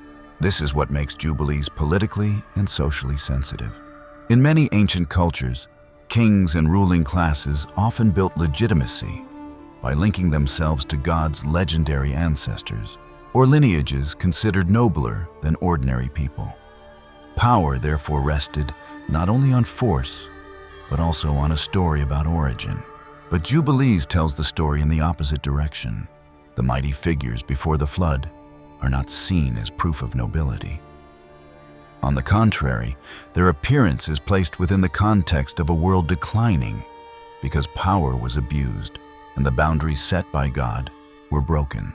Therefore, this book does not encourage the reader to admire strength simply because it is great or to respect power, merely because it appears sacred. It forces the reader to ask, is that power serving what is good, or is it serving its own ambition? That is why Jubilees does not merely tell an ancient story. It exposes a pattern of abuse. The Watchers held a position higher than human beings, but they used that position to take what did not belong to them. They saw desired chose and allowed the consequences to fall upon the lower world. This language is very close to every age. When people with power use power to gain access to the vulnerable, when people with office use trust to hide desire, when people with knowledge use understanding to manipulate the uninformed, the pattern of the Watchers is being reenacted in a new form. Look at that principle in the context of a faith organization today. A person standing in a pulpit has the power to influence the faith of many people. If that person lives uprightly, the teaching can strengthen the community. But when he uses sacred authority to force others into silence, cover wrongdoing, control, women manipulate money, or bend the truth, the authority entrusted to him has become an instrument of destruction. The story of the Watchers therefore touches directly on scandals that modern society still witnesses. Abuse in a religion, the hiding of wrongdoing, the protection of an institution's reputation, instead of the protection of those who have been harmed. The same is true in the political world. A government may say that it protects order, but if that order serves only the ruling group, if the law is used to crush the weak, if information is controlled so the people cannot know the truth, if violent men are called heroes simply because they serve the right side, then Jubilees will ask, is this justice or only the strength of the Nephilim wearing the clothing of law? Here the Nephilim are not understood only as giants from legend. In Jubilees, the story is told quite simply. After the angels took human women and fathered giants, everything began to change. Those giants grew up with strength far beyond ordinary people. They became famous, known by many. But at the same time, violence spread everywhere. The strong oppressed the weak. Fear entered daily life. What God had created in the original order gradually began to break apart.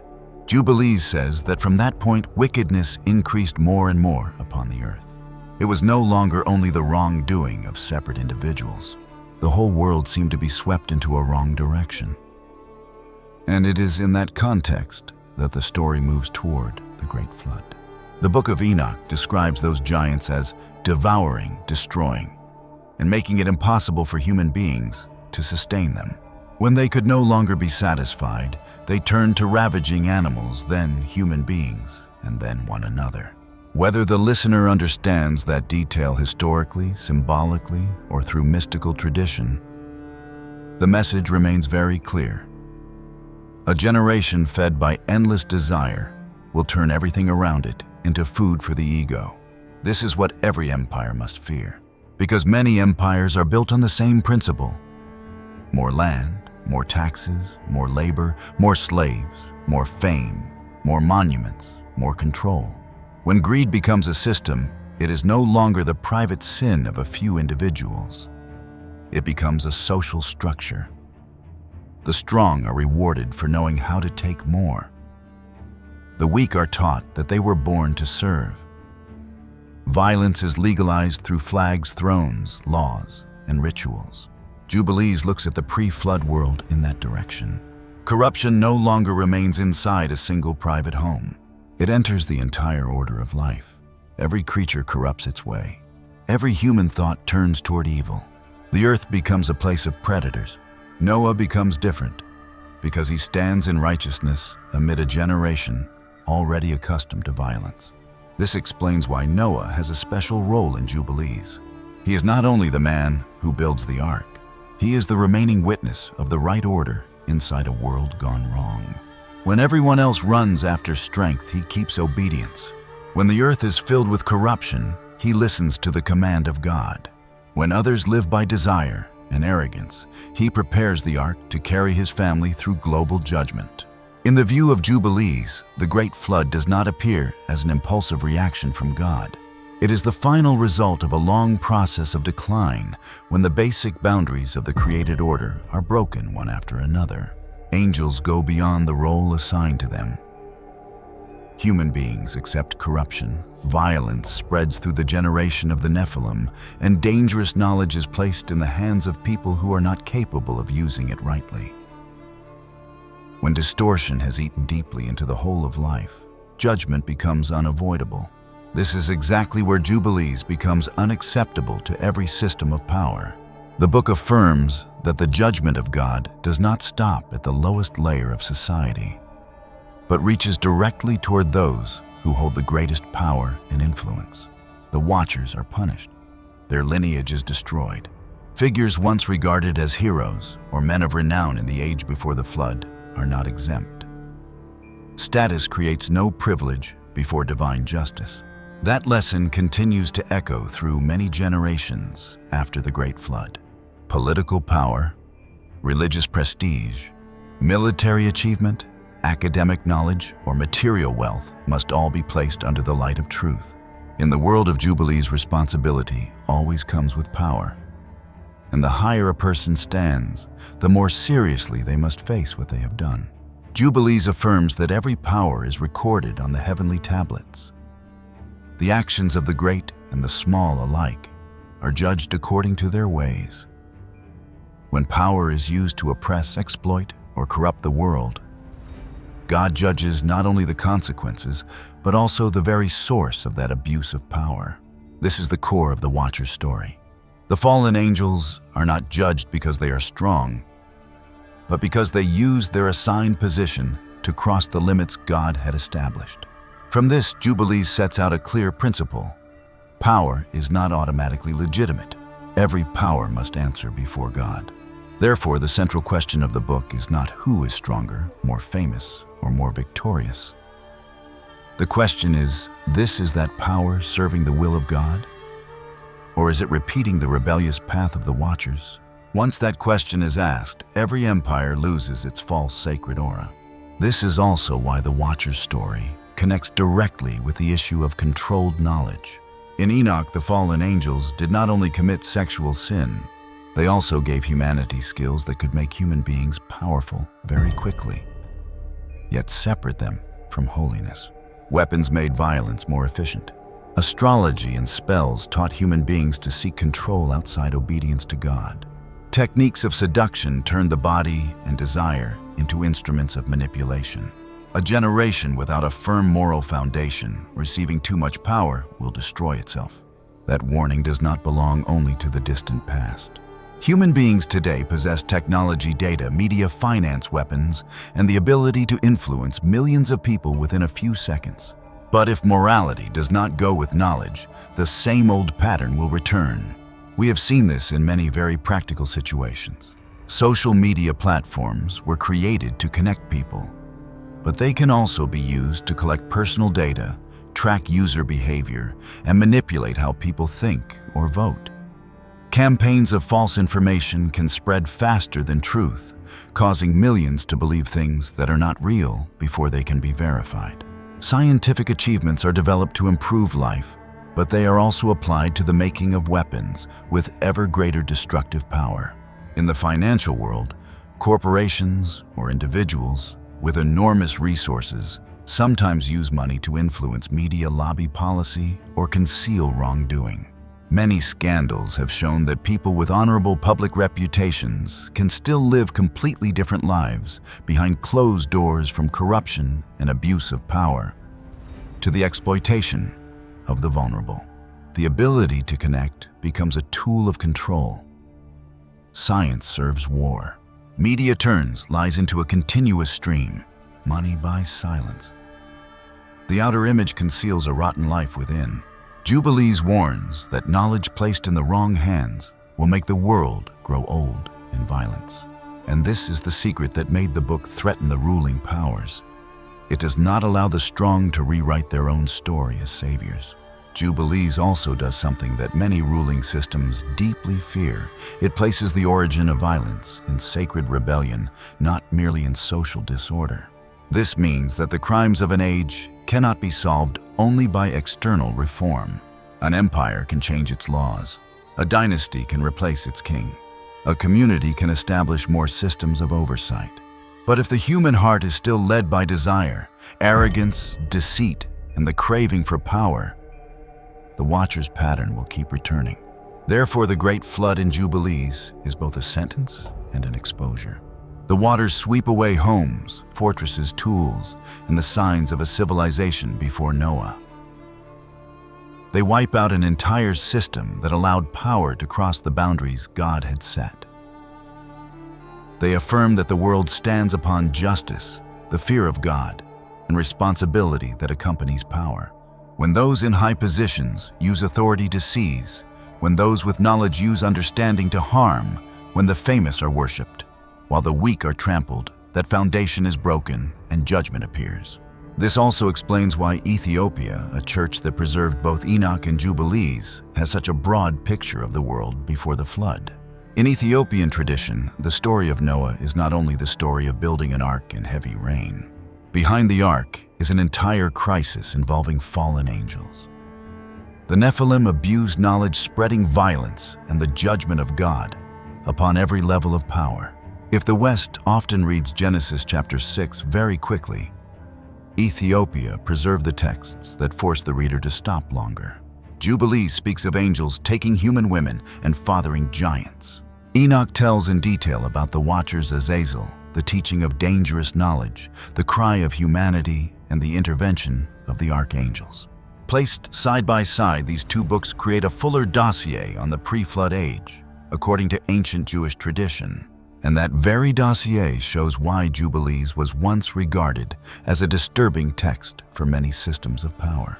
Through the 364-day calendar, the book denies the idea that human beings or empires can decide sacred time for themselves. Through the story of the Watchers and the Nephilim, it also breaks apart the myths used to glorify strength, special bloodlines, or divinized authority. If the first secret affirms that time belongs to God and not to the emperor, then the second secret emphasizes that truth does not belong to the strongest. A king can have history recorded in a way that benefits his dynasty. But Jubilees tells of an age in which those regarded as mighty and famous became symbols of rebellion. An empire can raise statues of war heroes. But this text reminds us that fame cannot erase moral responsibility. In the same way, a religious leader may carry a sacred position, yet still cannot be exempt from judgment if he abuses his office to hide wrongdoing or oppress others. From here, the story is no longer only a legend about the distant past. It becomes a mirror held directly before the way human beings use power and responsibility. It forces the reader to reconsider the standards society often uses to honor power and success. Who is called a hero? Who is given the authority to decide the fate of others? Who has the ability to shape collective memory through history? And why do so many people choose silence before obvious wrongdoing? Those questions do not belong only to the ancient world. They still echo in every age whenever power is placed above justice and reputation is used to hide the truth. That is also why Jubilees still deserves to be read again today. Its value does not lie in stirring curiosity about giants or fallen angels, but in its ability to expose how power, ambition, and abuse can deform an entire civilization. And it helps us understand that before every great destruction in the Bible, there is always a long process of abusing power. The flood did not begin on the day the rain fell. It began when sacred boundaries were broken, when those with power took what they wanted, when violence became normal, when knowledge was separated from the fear of God, and when an entire generation allowed evil to become the law of life. Noah survived because he chose a path completely different from the world around him. In an age that worshipped strength, he kept righteousness. When fame and power became the measure of human value, he placed obedience to God above every immediate advantage. Instead of joining the noise of a culture sliding deeper into violence and arrogance, Noah listened to the sacred warning, patiently prepared the ark, and led his family through judgment. That is what makes this story uncomfortable for every system of power. Because as long as there is one Noah, a violent empire cannot claim that everyone already belongs to it. As long as there is one person who keeps righteousness, the entire wicked system is exposed. As long as there is a text like Jubilees, the stories written by the strong are still confronted by a sacred memory older than they are. And if the second secret has shown us the deeper cause of the great flood, the next secret will go even further. Because the Book of Jubilees does not only say that the Watchers fell and the Nephilim filled the earth with violence, it also reveals how angels handed down forbidden knowledge secrets that could make humanity advance very quickly, but could also turn the entire world into a self-destroying machine when placed in the hands of people who lack the fear of God. The third secret, Cain's wife, Awan, Azura, and the first lineages of humanity. After Jubilees opens the secrets of the sacred calendar, the Watchers, the Nephilim, and Mastema, the book continues to touch one very famous gap in the book of Genesis. It is the mystery of Cain's wife. This is one of the questions that has confused countless Bible readers across many centuries. Genesis tells us that Adam and Eve gave birth to Cain. Then Abel was born. Cain killed Abel in the field, was judged by God, and then departed from the presence of the Lord to live in the land of Nod, east of Eden. Immediately after that, Genesis chapter 4 verse 17 says that Cain knew his wife, and she conceived and gave birth to Enoch. Cain later built a city and named it after his son. The movement of the text happens almost instantly, before the reader even has time to pause and absorb the horror of the first murder between brothers in human history.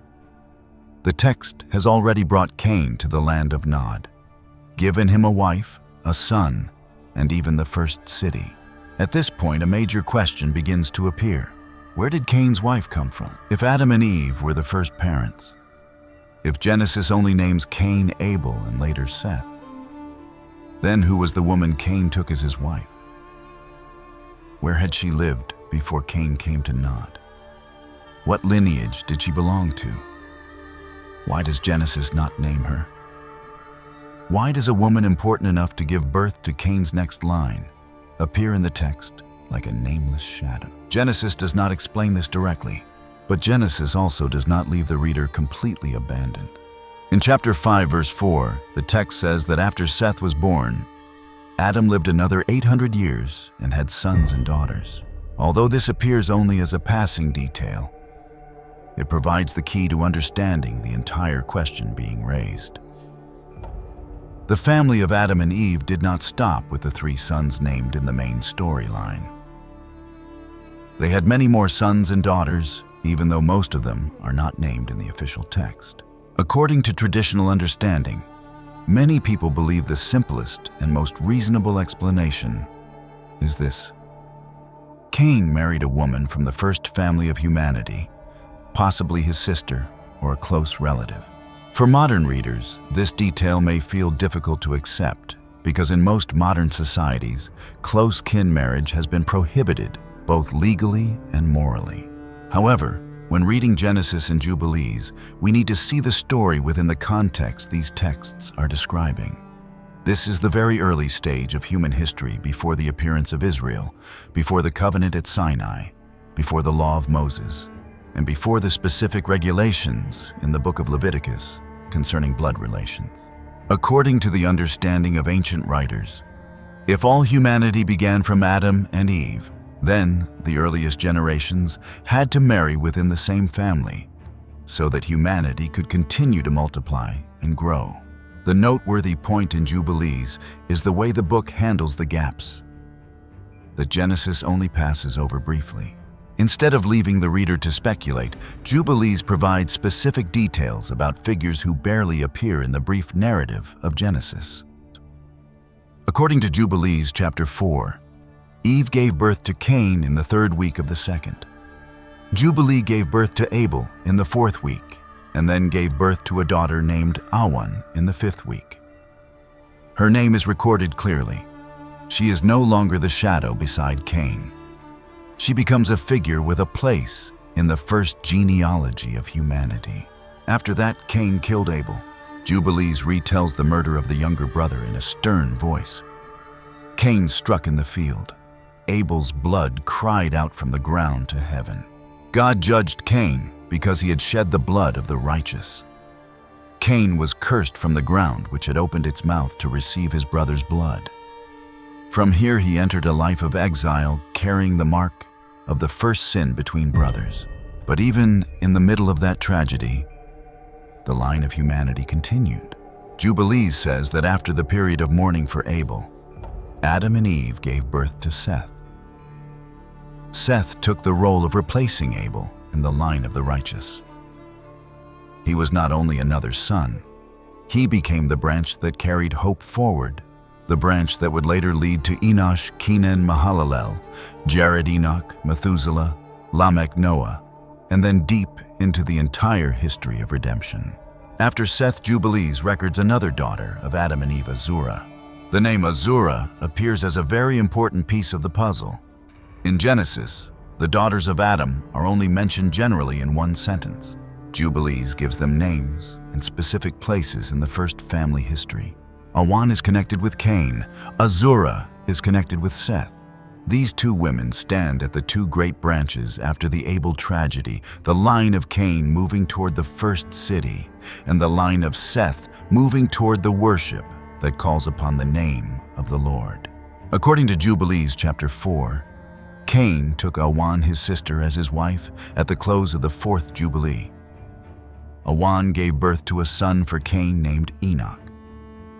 Then, in the first year of the 1st week in the 5th Jubilee, humanity began building houses on the earth, and Cain built a city, naming it after his son Enoch. This detail is especially striking. Cain was the man in exile. He was the one who had murdered his own brother. He was also the one who departed from the presence of God to live in another land. And yet, according to both Genesis and Jubilees, Cain is the one connected with the building of the first city in human history. That gives the birth of the first city a very tense feeling. The city does not appear as a pure symbol of progress. It is built by a man carrying the mark of crime, a man trying to build a new life after shedding his brother's blood. Cain names the city after his son, as if he wants to turn his lineage into a way of resisting exile, a way of saying that his name still remains his house, still remains his future, still remains. But Jubilees does not allow the reader to forget the moral foundation of that story. Behind the city of Enoch, the reader still sees the story of Abel and the blood poured out upon the ground. Behind the first development of urban life stands the first painful event between two brothers in the same family. And when we look at the line of Cain growing larger and larger, a serious question naturally appears. Human beings can build houses, cities, and even a new society. But what will heal the wounds inside the human heart? This is why the story of Awan carries a meaning far greater than simply answering the curiosity of the reader.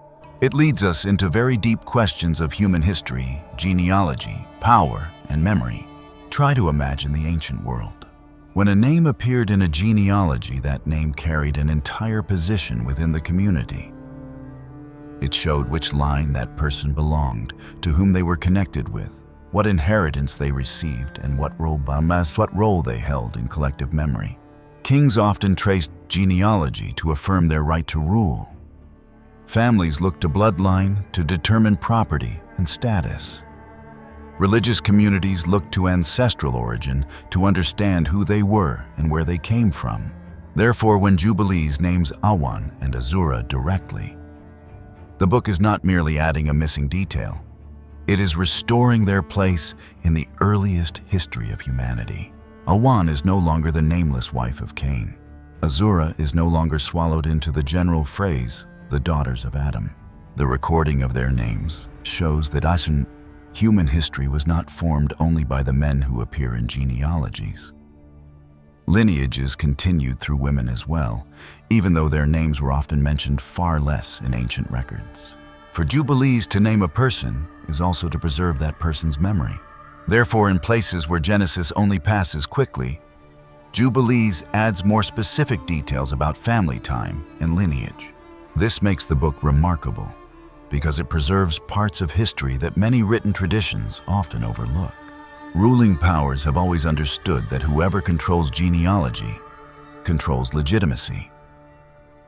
A dynasty that wants to rule must be able to say where it came from. A priestly class that wants to preserve authority must prove its lineage. A people that wants to survive must preserve the memory of its fathers, mothers, covenants, marriages, wounds, and moments of restoration. If a person's name is erased from the genealogy, that person's place in history can easily be erased with it. Jubilees moves in a different direction. Instead of speaking vaguely about the daughters of Adam, this book records their names Awan and Azura. Because of that, the reader understands more clearly who appeared in the first family of humanity and how they were connected to the later lineages. This point also shows that the story does not revolve only around the male figures named in the genealogy, but also includes the role of women who are often passed over in the main text. This is especially important in the story of Cain and Seth. Cain represents the line of those who step away from the presence of God, build cities, develop culture, increase skills, but carry the wound of the first violence. Seth represents the line that replaces Abel, carries hope forward, and opens the way to Enosh. The moment when Genesis says people began to call upon the name of the Lord. Awan gave birth to Enoch for Cain.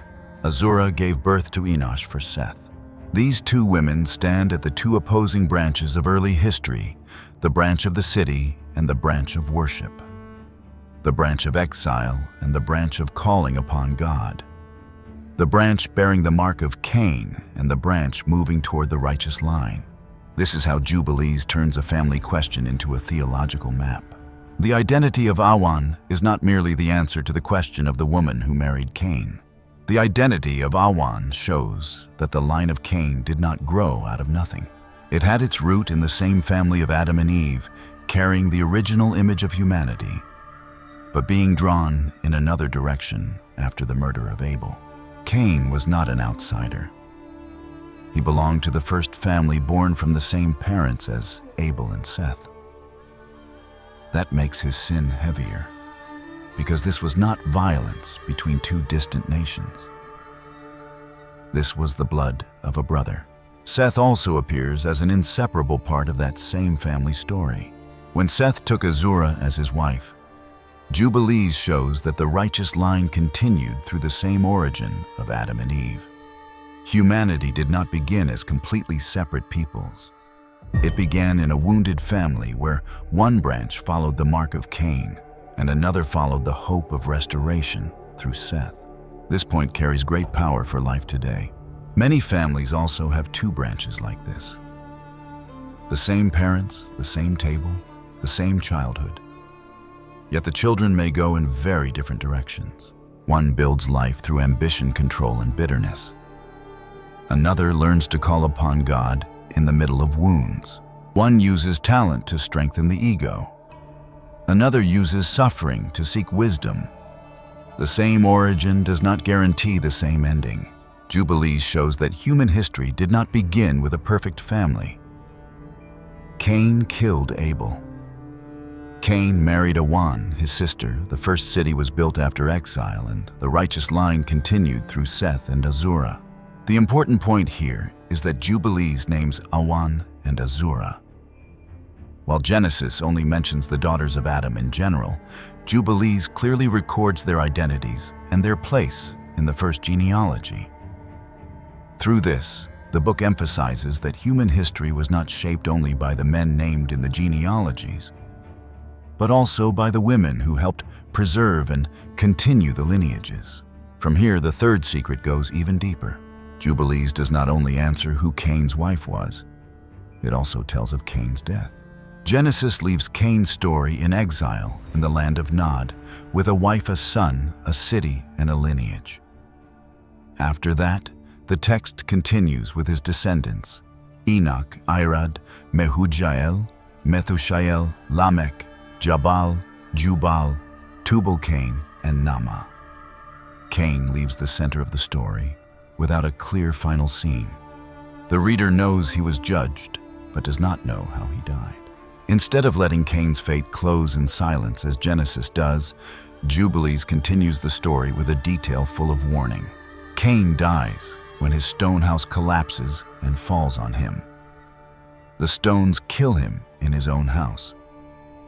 The book explains that because Cain had used a stone to kill Abel, he was also killed by stone according to righteous judgment.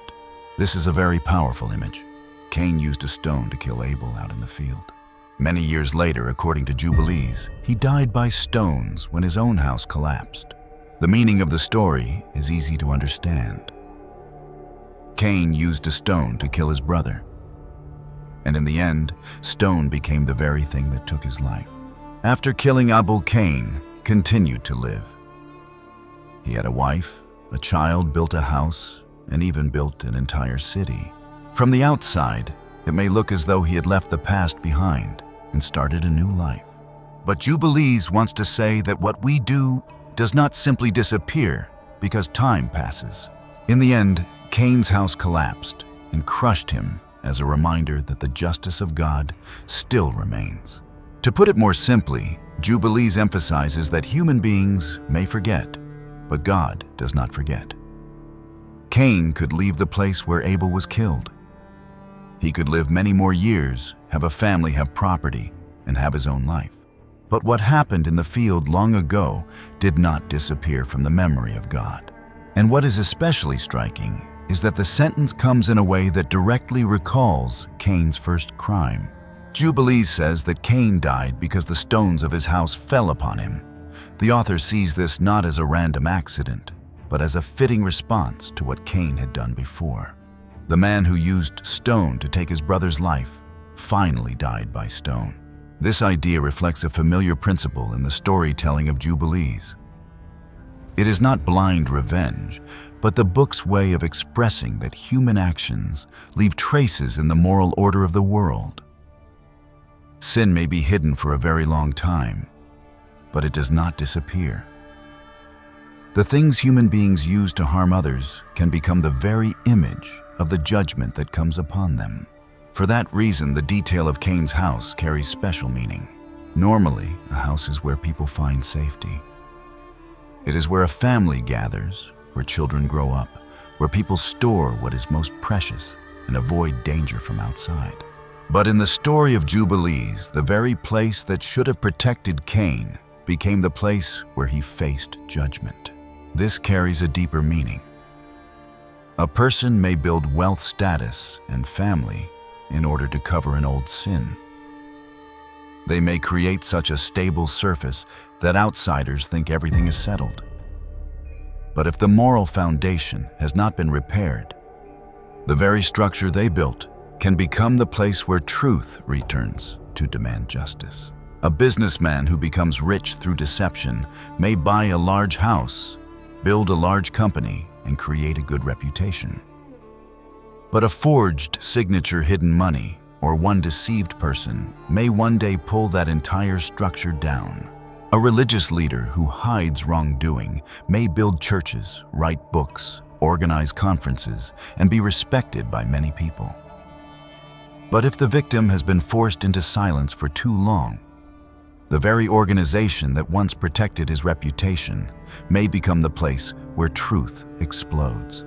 A family that keeps secrets about violence, favoritism, or betrayal may sit at the same table for many years. But when the will is opened, when children grow up, when old memories return, the walls that once sheltered that family may collapse into lawsuits and bitterness. The story of Cain dying beneath stones, therefore, is not only about an ancient man, it speaks about the moral structure of consequence. Cain thought he had left the field where Abel died. Jubilees shows that the field followed him in another form. The stone did not remain in the past. It appeared in the future, in the very house he had built. This is why the secret about Cain threatens ruling powers. Systems of power often like to end a story at the point most favorable to themselves. A king wants to record his victories, but leave out the blood of those who were crushed.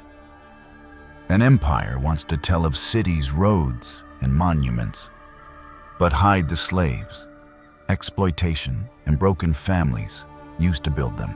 A noble house wants to display its prestigious lineage, but does not want to mention the first crime that became the foundation of its wealth. When a text like Jubilees preserves the names of the forgotten and retells the death of the one who caused harm, it breaks the strong man's monopoly on storytelling. Cain could build a city and name it after his son. But Jubilees still reminds the reader that this city began with a man guilty of murdering his brother. The line of Cain could develop professions, music, herding, metalworking, and skills. But the memory of Abel still lies in the ground. This does not mean that every city is evil. It also does not mean that every cultural development is condemned. The issue lies in the foundation. If a civilization is built on injustice that has never been repaired, talent and achievement cannot automatically make it righteous. A community may sing well, forge skillfully, build beautifully, trade powerfully. But if it treats the blood of the innocent lightly, it is walking in the way of Cain. Genesis already hints at this through the line of Cain. Lamech, a descendant of Cain, becomes the first man recorded as having 2 wives. He also tells his 2 wives that he has killed a man for wounding him, then declares that his vengeance is greater than Cain's. The line of Cain, therefore, does not merely continue to reproduce. It develops into a culture where violence is spoken with pride. Jubilees connects the details about Cain into a complete story. Awan shows that Cain had a wife and a lineage. Enoch and the city named after him show that Cain's line continued to develop after the murder of Abel. Cain's death beneath the stones shows that final judgment still came upon him. Meanwhile, Seth and Azura open another line, the line leading to those who call upon the name of the Lord. Through this presentation, Jubilees emphasizes that from very early on, 2 paths appeared in human history. One path is connected with Cain and the consequences of violence. The other is connected with Seth and the continuation of the righteous line. This is also why Jubilees is especially concerned with genealogy and markers of time. The book wants to show that every event belongs within an order remembered before God. Birth, marriage, lineage, sin, and judgment all have their place in sacred history. Therefore, the story of Cain's wife is not only meant to answer a question in Genesis, it helps explain the origin of the first lineages. It gives the names of women whom Genesis does not clearly name. It shows the context in which the first city appeared, and it emphasizes the principle of justice that Jubilees wants to communicate. Sin may be forgotten in human memory, but it is not forgotten before God. According to the view of Jubilees, Cain is not remembered only as a city builder or the ancestor of a lineage. He is also remembered as the man who killed Abel and ultimately had to face the consequence of that act. That is the main point the book wants to emphasize when it tells of Awan, Azura, the city of Enoch, and the death of Cain. History does not only record human achievements, it also records the moral foundation behind those achievements. In the Ethiopian context, this section becomes even more meaningful. The Ethiopian Church preserves Jubilees as a text that helps read the history of Genesis with greater detail. For them, the fact that Adam and Eve had daughters, that Cain married Awan, that Seth married Azura, that Cain built a city and then died by stones, are not scattered side stories. They help fill the gaps in the first memory of humanity. They place family relationships within the order of sacred time. They show that God is not only concerned with great events like the flood, but also with the name of each person and the consequence of each action. This secret also raises a very practical question for listeners today, who has been left unnamed in our family. In the history of our bloodline, which stories are told again and again, and which stories are hidden because they are uncomfortable? Is the present property built on fairness or on the silence of someone who suffered loss? Are the successes people display before society covering some moral bloodstain behind them? A family becomes healthier when it dares to tell the truth about its origins. A community becomes more mature when it dares to name those who were once passed over. A nation becomes more righteous when it dares to look at the painful foundations of history instead of only building statues for the victors. By naming Awan and Azura Jubilees does something very rare. It restores a place to the women who stood at the beginning of history. By telling Cain's death, the book also reminds us that the one who causes violence cannot write the ending of his own story. And by placing both things in the same chapter, Jubilees shows the reader that sacred history always contains two sides. Life continues through those who were forgotten, and justice still pursues sins that seem to have been buried by time. This is the third secret. But the story of Jubilees does not stop with genealogy, marriage, or the fate of Cain. After filling the gaps in the history of the first family, the book opens a deeper layer of meaning. The idea that all human history is written on the heavenly tablets. That is a concept with great weight, because if every action is preserved before God, then not only individuals like Cain must face the moral memory of their lives, but nations, kingdoms, and empires also cannot escape that remembrance. The fourth secret, Abraham's rebellious youth and the fire that burned the idols to ashes. After Jubilees fills the gap about Cain, Awan, Azura, and the first lineages of humanity, the book continues to do the same with a figure far more important in biblical history. That figure is Abraham. In the traditional book of Genesis, Abraham first appears under his original name, Abram. And if we read only Genesis, his story seems very familiar to most Jews, Christians, and even those who have had some contact with the Bible. Genesis chapter 11 introduces the family of Terah. Terah had 3 sons, Abram, Nahor, and Haran. Haran fathered Lot and then died in Ur of the Chaldeans while his father was still alive. After that, Terah took Abram, Sarai, and Lot and left Ur to go toward the land of Canaan.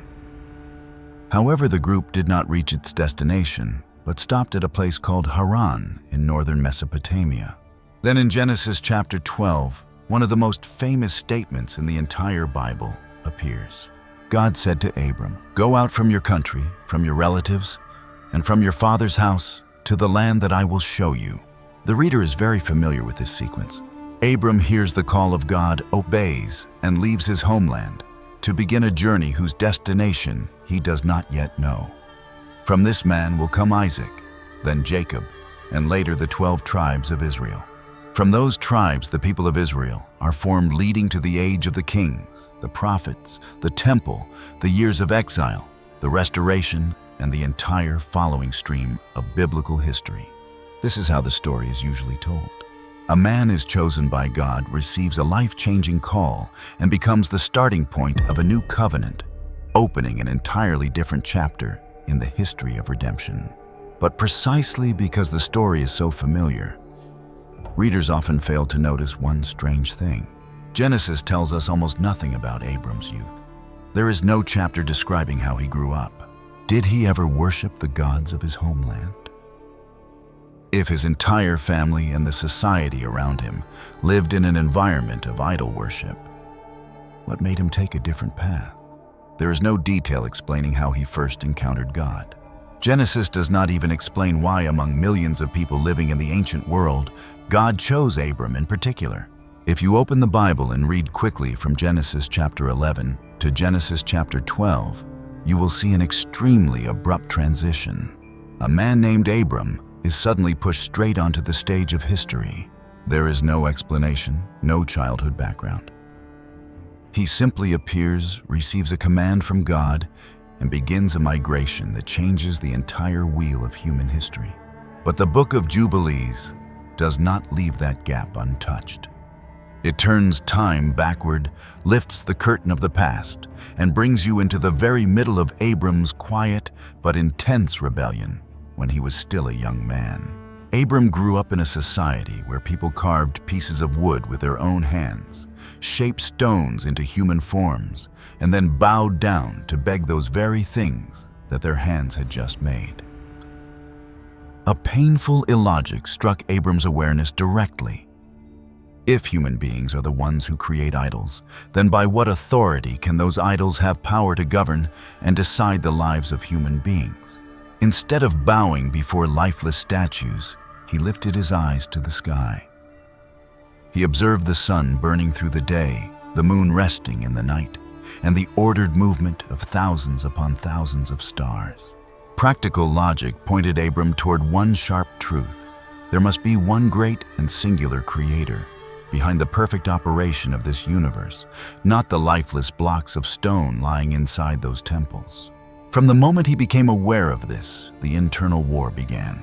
The Book of Jubilees records that Abram firmly refused to bow down to the statues. He questioned blind traditional beliefs, confronted them directly, and argued fiercely with his own father Terah in search of the truth. While the entire society around him remained immersed in superstitious customs, Abram accepted loneliness and walked alone against the current of an entire people. For that reason, the resounding moment in the Bible, when the word of God called Abram to leave his homeland and go to a new land, was not a sudden decision or an unexpected miracle. That separation had actually begun long before. Before Abram physically stepped out of the city of Ur with his feet, he had already stepped out of that city's rotten belief system by his faith. The awakening in the darkness of Ur, the first rebellion.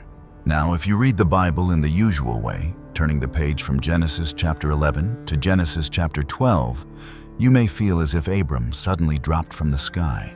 There is no clear background about his childhood, and no deeper cause is explained. An ordinary man living in stability suddenly receives a command from God. Go out from your country, and he picks up his belongings and leaves to become the father of a great nation. But history never operates in such a sudden and illogical way.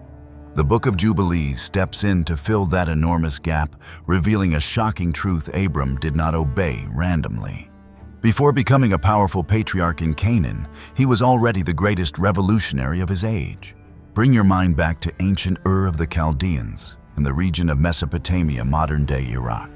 Archaeological and historical materials show that Ur was not merely a small dot on the map, but a bustling metropolis, a huge economic and religious center devoted to the moon god Sin.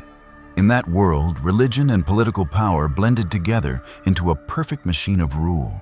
Statues of gods stood everywhere. The crafting, selling, and offering of gifts to those statues was not only a spiritual activity, but a religious economy that sustained an entire class of priests and craftsmen. Terah, Abram's father, was an important link in that system. According to the records of Jubilees, and reinforced by later Midrashic tradition, Terah's family did not merely bow passively before idols. They directly carved, crafted, and traded them. Abram's childhood was not filled with peaceful prayers directed toward one God. He grew up in a workshop filled with the smell of sawdust and stone dust. Every day, the young boy saw lifeless blocks of material being shaped into human forms. He saw the very hands of his father and other craftsmen creating gods, painting them, and then customers carrying those objects home, bowing down, trembling, and begging a piece of wood to protect their lives. And right there, in that idol-making workshop, a spark of logic and reason tore through the darkness of superstition. Jubilees chapter 11 records a classic milestone when Abram had just turned 14, his awareness fully awakened. Standing before the ignorance of an entire civilization, the sharp mind of a teenage boy saw straight through the core of the absurdity. Abram asked himself a devastating question. How can a human being cut down a tree, use half of it as firewood to bake bread, then use the other half to carve a god and call it the Savior? If human beings have to carry their gods on their own shoulders, where does that God get the strength to carry the world? From that piercing awareness, the 14-year-old young man decided to separate himself from the uncleanness of the family system, silently lifting his eyes toward heaven and asking the true Creator to rescue him from the madness of humanity. This resistance was not the reckless rebellion of adolescents trying to oppose parents. It was a moral revolution guided by a logical mind far ahead of its time. But the Book of Jubilees does not stop by turning Abram into a philosopher who only sits and thinks in abstraction. This ancient text provides one extremely valuable detail about the connection between faith and practicality. At that time, the people of the Chaldeans were facing an agricultural disaster. As flocks of ravens and birds of the sky, said to have been sent by the dark power Mastema, continually picked clean the seeds that had just been sown in the ground. Instead of merely kneeling to pray or organizing useless sacrificial rituals like those around him, Abram used his intelligence to invent a breakthrough agricultural tool. He designed a device that attached a funnel to the plow, a detail that aligns with the real historical invention of the seed drill in ancient Mesopotamia, allowing seeds to be buried deep in the soil as soon as the ground was plowed, so the birds could not find them. This detail completely changes the portrait of Abram in the reader's eyes. True faith never despises earthly life. Abram broke fanaticism with reason, and he solved famine with technical invention. He proved to the whole city of Ur that wisdom from the Creator helps human beings master nature instead of fearing it and bowing down to it. The simmering conflict finally reached its peak in chapter 12 of Jubilees when Abram entered a direct confrontation with his father. Standing in the idol workshop, Abram asked Terah a question as sharp as a knife. "Father, what benefit is there in these things you are worshiping? They are mute, deaf, and lifeless. They are only lies that lead people astray. Why do you not worship the one who created heaven and earth, the one who gives rain and dew and the source of all life?" Abram's question was not merely a theological debate. It struck directly at the livelihood, status, and honor of Terah's household. If Terah admitted that his son was right, his entire estate and social position in Ur would collapse. And this is where the chilling reality of history appears through Terah's answer. The old father looked at his son, lowered his voice, and bitterly confessed, "I know, my son. I know everything you are saying. But the people have forced me to serve this system. If I speak the truth, they will kill me immediately, because their minds have become fanatically attached to these statues." Terah was not brainwashed. His problem was far more tragic. He was fully awake, but he was a coward. Terah feared the crowd. He feared losing the safety of the system. He knew very well that he was manufacturing lifeless toys to deceive others. But he accepted compromise in order to survive and preserve his privileges. He even warned Abram to keep silent if he did not want to bring death upon himself. This conversation elevates the Book of Jubilees into a work with penetrating insight into human psychology in every age. It points to a cruel truth. A false and rotten system can survive for hundreds of generations. Not because everyone believes in it, but because there are too many people like Terah, people who know the truth clearly, but choose silence because they fear the crowd. A craftsman knows his product is toxic, but still sells it for profit. An official knows the law has twisted justice, but still remains silent to keep his seat. A society knows its tradition has become outdated, but keeps maintaining it because it fears rejection from the community. That quiet compromise is the true glue holding rotten empires in place. And that is the real context that explains why God chose Abram. Before leaving the city of Ur with his feet, Abram had already cut himself off from that entire cowardly and false system of thought with his soul. He was not only a man searching for a new land, he was the only person in an entire civilization who dared to stand upright and reject compromise. The severity of truth, the fire in the night, and the family tragedy. Abram's resistance did not stop with theoretical debates or agricultural inventions that improved life. History does not change through empty words alone. There must be an action strong enough to shatter the false sacred shell of the power system.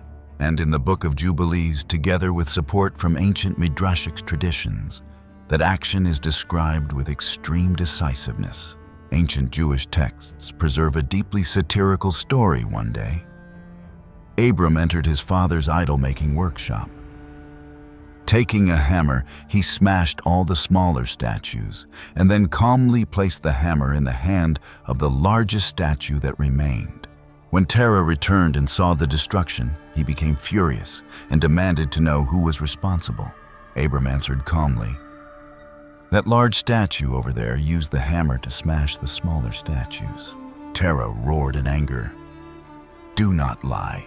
They are only wood and stone. How could they hold a hammer and smash one another?" In that exact moment, the trap of logic snapped shut. Abram looked directly into his father's eyes and asked a question that would have made the entire priestly system of Ur tremble if they had heard it. If you already know it, cannot even hold a hammer to defend itself, then why do you and this whole city bow down and beg it to protect your lives? Abram used the very lifelessness and helplessness of the idols to tear off their mask. But Jubilees raises that spirit of resistance to a far more intense climax. When he reached the age of 60, the age when many people usually choose safety and compromise, Abram made a harsh but inevitable decision. In the stillness of night in the city of Ur, he set fire to the entire idol house of his family. The flames rose in the darkness, burning up the material treasure and the false sacredness that his family and community had honored for generations. Do not look at this action as impulsive destruction or petty family resentment. That fire was a bloody theological declaration. It affirmed that between the truth of the Creator and the lies of idols, there can never be a gray area or a peaceful compromise. The existence of idols was not an innocent mistake. It was a serious reversal of cosmic order, lifeless matter, stealing the throne of God and human beings, making saviors for themselves with their own hands. Abram's act of burning the temple touched the core poison of every ancient empire of power. In the Mesopotamian world, temples and statues were the heart of the economy, politics, and social order. Idols helped the priestly class collect taxes, helped craftsmen make a living, and helped rulers spread fear in order to maintain power. Every empire needs glittering symbols to make its rule appear sacred and untouchable. When people bow long enough before a statue, a throne, or a flag, they gradually forget that behind that sacred object are actually earthly hands manipulating them. Abram's fire burned that illusion to ashes. It proved to the people that these gods had no power. They could not save those who worshiped them, and more pitifully, they could not even save themselves from an earthly flame. But history always demands a price. And the price Terah's family had to pay on that blazing night was so tragic that the Book of Genesis deliberately passes over it quickly. Genesis records only one brief line: Haran, Abram's brother, died before his father Terah in the land of his birth in Ur of the Chaldeans. That cold statement hides a horrifying truth that only the Book of Jubilees dares to reveal.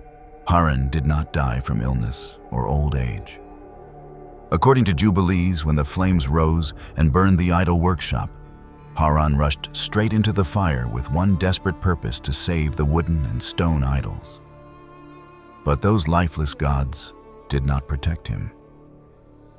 The flames swallowed Haran and burned him alive before the helpless eyes of Terah. This detail turns the story into a painful tragedy about human psychology. It clearly portrays three attitudes towards truth within the same family.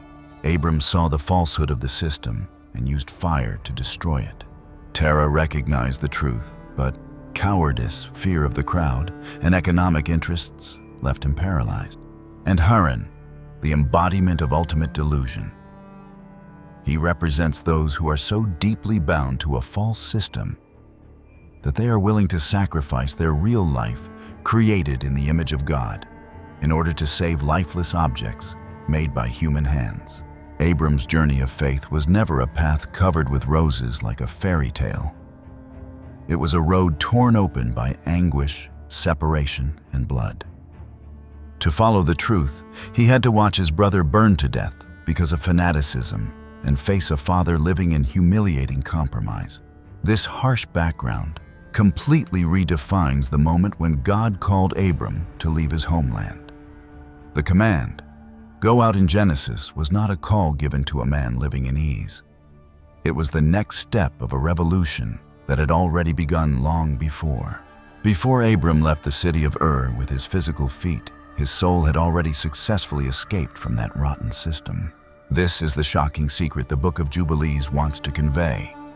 No one can enter the promised land if the altars of Ur still stand inside their heart. True faith does not lie in empty confessions.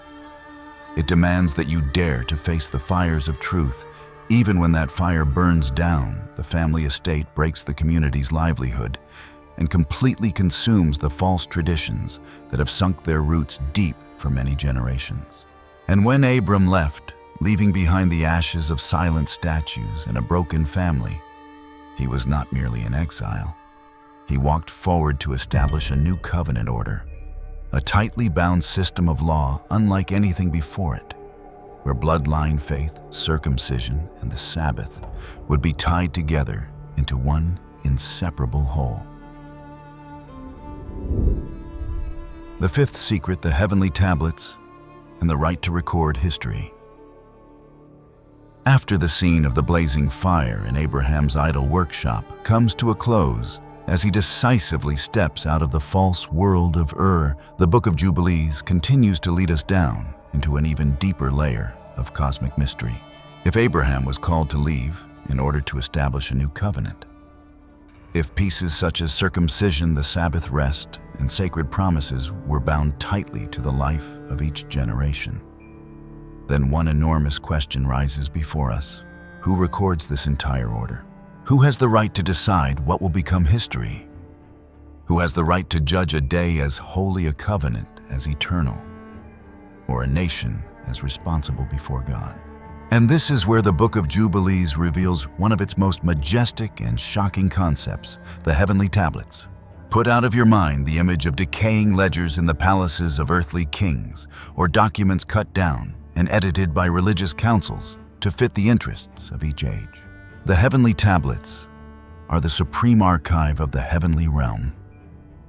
They are the place where every event, every law, every sentence, and every oath is engraved before the Creator Himself.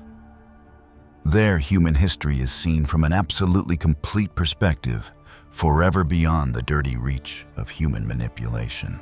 When Moses stood on the summit of Sinai, he was not hearing a faint oral folktale retold so he could write it down for Israel. He was standing before an angel, the one who read directly to him what had been engraved forever on the heavenly tablets. Do you realize how terrifying this concept is to those in power? On earth, an emperor can swing the sword, slaughter an entire tribe, and then order the royal historians to record it as a civilizing conquest. An empire can raise enormous stone monuments, erase the names of its enemies, twist the truth, call oppression order, and call the silence of blood-soaked victims peace. Human history has long been a toy in the hands of the victors.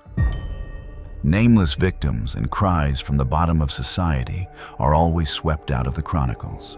But the Book of Jubilees coldly declares that lie is useless, because there exists a second record. That record stands before God. It passes over every throne, pierces through every palace, and preserves history according to a scale of absolute justice. Goodness that was crushed will be preserved, and crimes covered with splendor will be exposed naked. Put together the secret pieces we have walked through from the beginning until now, and you will see that Jubilees is not telling scattered stories. The 364-day solar calendar affirms that time does not belong to the emperor, but follows the rhythm from heaven. The fall of the Watchers and the Nephilim proves that even the most supernatural beings, if they cross the limits, will be crushed. The existence of the evil spirit Mastema reminds us that evil is still prowling, but it is like a chained dog, unable to pass beyond the sovereign rule of God. Names like Awan and Azura prove that women pushed aside by male-dominated history are still named by heaven. And Abraham's fire is proof that true faith begins only when you dare to shatter the lying idols of your age. Now, the concept of the heavenly tablets is the enormous frame that holds all those pieces together. It brings two intense emotional extremes. For small and vulnerable people, it is a great comforting embrace. Your life is not meaningless. Not one quiet effort, not one unjust tear, not one hidden act of kindness from you is forgotten by the universe. This world may ignore you, but your name has been engraved in heaven. But on the other hand, for those who hold power, it is a brutal suspended sentence. Look again at Cain. With his blood-stained hands, he could build the radiant city of Enoch and proudly preserve his name for all generations as a maker of civilization. But on the heavenly tablets, he forever carries the identity of a murderer. Look again at Terah. He could keep his safety and preserve his enormous wealth in the city of Ur by cowardly bowing before lifeless statues. But in the record of heaven, the 14-year-old Abram, who dared to question and rebel, was the one chosen to reshape humanity. The final truth does not lie in the hands of the strongest. The truth lies in the hands of the Creator. And do not think this belongs only to the pages of ancient history. Right now in our modern world, that message is still sharp as a blade. A corporation can spend money to have the media whitewash terrible scandals.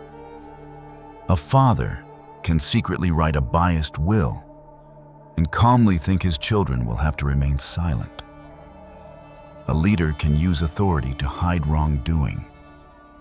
A religious official can use the name of the divine to avoid the questioning of conscience. They beat their chests and proudly say, "No one will ever know this truth." But the Book of Jubilees looks straight into their eyes and says, There is one who is watching, and there is one who is writing. A person may win a case in an earthly court and still stand guilty before God. An empire may be praised as great in textbooks and still carry blood debts flooding the heavenly tablets. Do you now understand why the powerful Western world hated and rejected this book? Rome could not accept a book that stripped away its right to define history.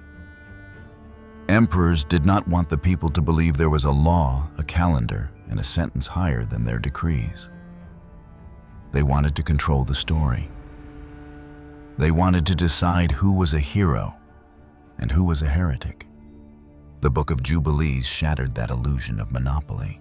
But high on the wild highlands of Africa, the Ethiopian Church opened its arms and embraced this text. For Ethiopians, the Book of Jubilees is not a dry archaeological document to be analyzed.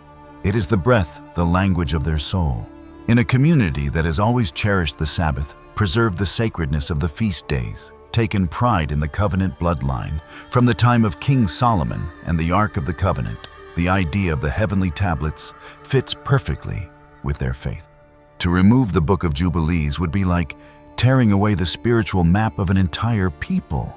In the end, the secret of the heavenly tablets does not only back rulers into a corner, it also knocks on the door of each of our hearts.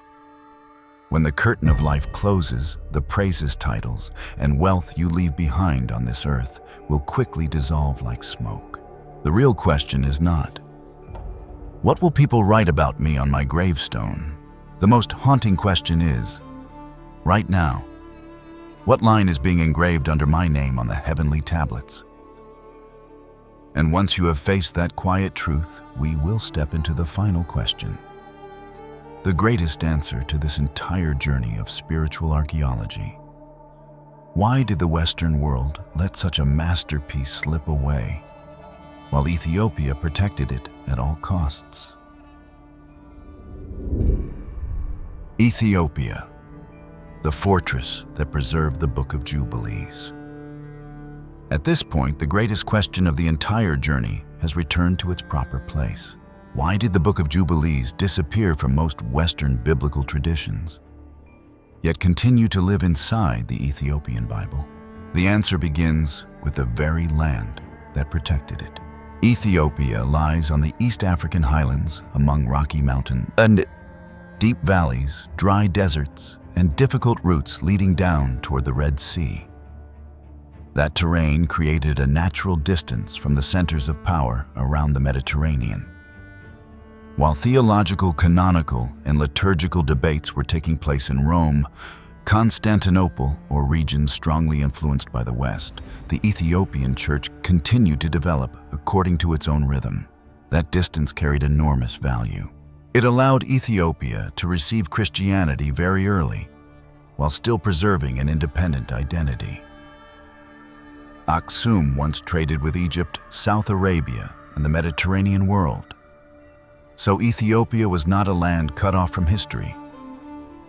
However, after the faith took root on the highlands, the church there was far enough away to avoid being completely swept into the Western process of textual standardization. That very independence opened the way for a broader Bible to be preserved across many centuries. In the Western churches, Jubilees gradually moved outside the official list of sacred books. Scholars still mentioned it, and it sometimes appeared through quotations or scattered translations. But its place in worship life slowly faded. In Ethiopia, the journey was completely different. Jubilees entered the Ge'ez tradition, became part of the manuscript treasury of the monasteries, and continued to live within the liturgical world of the Tewahedo Church. Ge'ez plays an extremely important role in this story. It is the ancient Semitic language of Ethiopia, belonging to the same larger language family as Hebrew, Aramaic, and Arabic. It became the sacred language of the Church, similar to the important role Latin once held in the West. When Jubilees was preserved in Ge'ez, the book entered a very durable layer of protection: language, ritual, monastery, and the tradition of manuscript copying. A text placed inside liturgical life has a very different vitality from a document sitting quietly in a library. Ethiopian monks read it in an atmosphere of prayer. Scribes pass down each page on parchment. Generations of clergy learn to see Jubilees as part of the sacred treasury, not as a strange piece of material reserved only for researchers. Because of that, the book crossed through time by the living rhythm of the church itself. The key point lies in theological harmony. Jubilees speaks often about the Sabbath, the sacred calendar, angels' covenant, circumcision, purity laws, and the historical line of the patriarchs. These themes touch Ethiopian life very deeply. The Tewahedo Church has long preserved many features close to Old Testament memory. Respect for the Sabbath, the importance of fasting seasons, strict dietary discipline, the tabo at the center of the church, and a strong belief in its connection with ancient Israel. For that reason, Jubilees did not enter Ethiopia as a foreign text. It blended into the very way Ethiopians understood their faith. When the book speaks about the Sabbath, the Ethiopian church already had a tradition of honoring that holy day. When Jubilees emphasizes the calendar and the feast seasons, Ethiopian liturgical life was already moving according to a very disciplined rhythm of time. When the text speaks about angels' covenant and the patriarchs, Ethiopians saw continuity with the memory of Israel that they had preserved through the story of Solomon, Sheba Menelik Aksum, and the Ark of the Covenant. From there, Jubilees found a very natural place. In the West, many people call it apocrypha or pseudepigrapha, meaning a text outside the official canon. That classification reflects the theological and historical tradition of the Western churches. But in Ethiopia, the view is completely different. Jubilees belongs to the broader Bible of the church, preserved as part of the inheritance of faith. For Ethiopians, this book was never a marginal document. It lives inside their sacred memory. It helps explain the calendar, the Sabbath, the covenants, and the sacred order they practice. It clarifies why the life of faith must be placed within the rhythm of God's time, rather than merely following the habits of the outside society. That very fit helped Jubilees survive. Geography protected Ethiopia from direct pressure from Western centers. Ge'ez preserved the text within a distinct liturgical system. The monasteries provided the hands that copied it across many generations. Tewahedo theology gave the book a spiritual home where its content was understood as a core part of the life of faith. This is why Ethiopia became the fortress that preserved Jubilees. That fortress was not made only of high mountains or stone cliffs. Its true strength lay in the faithfulness of a church that knew what it was preserving. They kept Jubilees because the book spoke the very language of Ethiopian worship, the language of the Sabbath covenant angels, the sacred calendar, the patriarchs, and the memory of Israel. Because of that, the answer to the title of the video becomes clear. The Ethiopian Bible preserves Jubilees because Ethiopia had the historical conditions to protect it. The Ge'ez language to transmit it, the monasteries to copy it, and a theology close enough to see it as a living part of the faith. In many other places, Jubilees became a text for study. In Ethiopia, it continued to belong to the Bible. In the West, that book stood outside the official reading desk of most churches. On the East African highlands, it was kept inside the sacred treasury of an ancient tradition. That is what makes the story of Jubilees so remarkable. A text may be considered forbidden in one place, yet honored as sacred inheritance in another. A book may leave the center of the West, yet continue to live in Ge'ez in monastic manuscripts and in the memory of a church that believes it is preserving a part of sacred history. In the end, Ethiopia preserved Jubilees because that book did not exist only on paper. It lived inside the belief that God had guided his people through paths wider than what the West had preserved. That is why Jubilee survived. Ethiopia was far enough away to protect it from Western standardization, yet close enough to its soul that it never saw the book as something foreign. And perhaps that is what makes this book most worthy of reflection. Sometimes a piece of sacred memory does not disappear because it has been defeated. It simply waits to be found in the place where faithful people are still preserving it. Qumran and the evidence that changed everything. And then, after many centuries of silence, the desert beside the Dead Sea suddenly spoke. In 1947, near the area of Qumran, on the northwestern shore of the Dead Sea, an archaeological discovery profoundly changed the field of modern biblical studies. The story did not begin with a professional archaeological expedition, but with Bedouins from the Ta'amara tribe. According to accounts recorded in many historical studies, a shepherd boy named Muhammad Ejdib was searching for a lost goat. When he threw a stone into a cave opening on the mountainside, he heard the sound of pottery breaking from inside. Curiosity led them into the cave. In the darkness, they discovered large clay jars containing ancient leather scrolls that had been carefully wrapped. At first, no one understood what they had just found. Some of the scrolls were taken and sold to antiquities dealers in Bethlehem. Others fell into the hands of private collectors. Because of that, the early years of the Dead Sea Scrolls story were quite chaotic. The artifacts were divided, bought, sold, and moved before the academic world had time to fully evaluate their value. The turning point came when scholars began to study these manuscripts seriously. Among the first to recognize the importance of the discovery was Professor Eleazar Lipa Sukenik of the Hebrew University in Jerusalem. He purchased and studied several of the first scrolls near the end of 1947. After that, experts from the French Biblical and Archaeological School in Jerusalem, the Palestine Archaeological Museum, and many other international organizations joined the work of investigation. From 1949 to 1956, official archaeological excavations were carried out at Qumran under the leadership of the French archaeologist Roland Devaux, together with the research team of the École biblique et archéologique française de Jérusalem. The results exceeded every expectation. It was not only one cave that was discovered. In total, 11 manuscript caves were found in the Qumran area. From these caves, researchers recovered roughly 900 to 1,000 different manuscripts, most of them in fragmentary form. The texts were written mainly in Hebrew, with others in Aramaic, and a smaller number in Greek.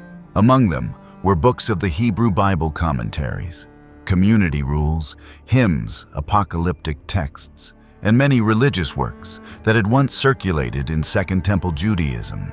For our story, what is especially important is that the Book of Jubilees also appeared within this collection. Scholars have identified about 14 to 15 Hebrew manuscripts of Jubilees from several different caves at Qumran. The exact number sometimes changes depending on how the manuscript fragments are classified. But in general, Jubilees is considered one of the most frequently copied non-biblical works found there. Today, most of these artifacts are preserved by the Israel Antiquities Authority, digitized and made widely available to international researchers. High-resolution images, Hebrew transcriptions, and scholarly studies can all be independently examined.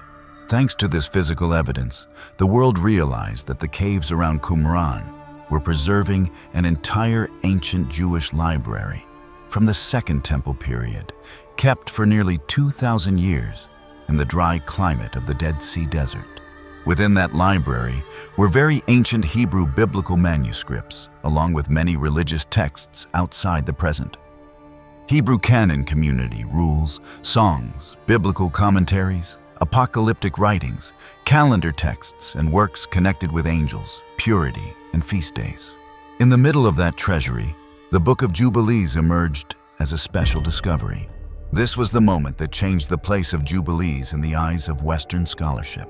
Before Qumran, the West knew Jubilees mainly through the Ethiopian Ge'ez version, a partial Latin version, a few Greek traces, and ancient quotations. Scholars had inferred that the book was originally written in Hebrew, but the original Hebrew text seemed to have been lost. Therefore, even though Ethiopia had preserved the full text, many Western readers still viewed Jubilees as a work existing outside the mainstream of ancient Judaism and difficult to place precisely in history. The discovery at Qumran forced scholars to reconsider their old assumptions about the origin and place of Jubilees in Jewish history. Hebrew fragments of Jubilees were found in several caves. Depending on how the fragments and manuscripts are classified, the number is usually given as about 14 to 15 copies. Even by a cautious count, that number is impressive. Jubilees did not appear as a stray fragment forgotten in the corner of a cave. It appeared with enough frequency to prove that some Jewish communities of the Second Temple period read, copied, and valued this book. That carries great significance. A text copied many times within an ancient community usually shows that it had real value in the religious life of that community. People in antiquity did not copy manuscripts as easily as books are printed today.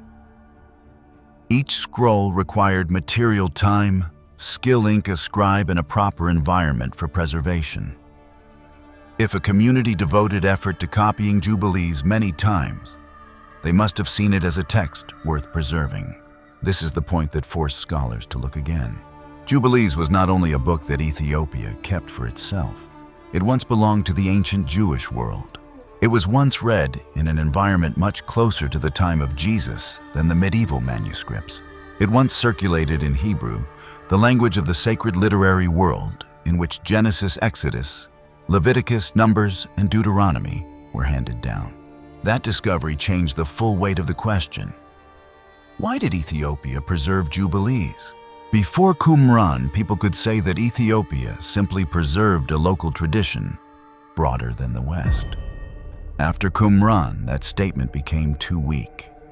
The Hebrew fragments show that Ethiopia preserved a work with deep roots in Second Temple Judaism. This book was not born late in the highlands of Africa. It had existed long before in the ancient Hebrew world, and only after passing through multiple layers of transmission did it enter Ge'ez. In other words, Ethiopia did not create Jubilees. Ethiopia protected it. This is the first great vindication. Qumran confirms that Jubilees once had a real life in the ancient Jewish world. It was not a secondary story later invented to add color to Genesis. It was a retelling of Genesis and the early part of Exodus, shaped by a period deeply concerned with the sacred calendar, the Sabbath covenant angels' purity, and the correct reading of the Torah. The second vindication lies in the number of copies, about 14 to 15. Hebrew manuscripts is a notable number for a text outside the Hebrew Bible today. Within the Dead Sea Scrolls, some famous biblical books have more copies such as Psalms, Deuteronomy, Isaiah, Genesis, and Exodus. But Jubilees still stands among the more frequently copied works, appearing more often than many other texts, depending on the statistical list used. This shows that the community did not treat Jubilees as a book that merely sat in the library for show. If you spend time and resources hand copying the same text again and again, it is usually because that text has practical meaning for your life. It seems that the people at Qumran found in Jubilees a way to understand their world, how to calculate time, how to keep holy days, how to view the covenant with God, and how to understand the place of His people in history. To put it simply, this was not only a book to read for information, it was a book they used. And that is precisely what makes this discovery so fascinating.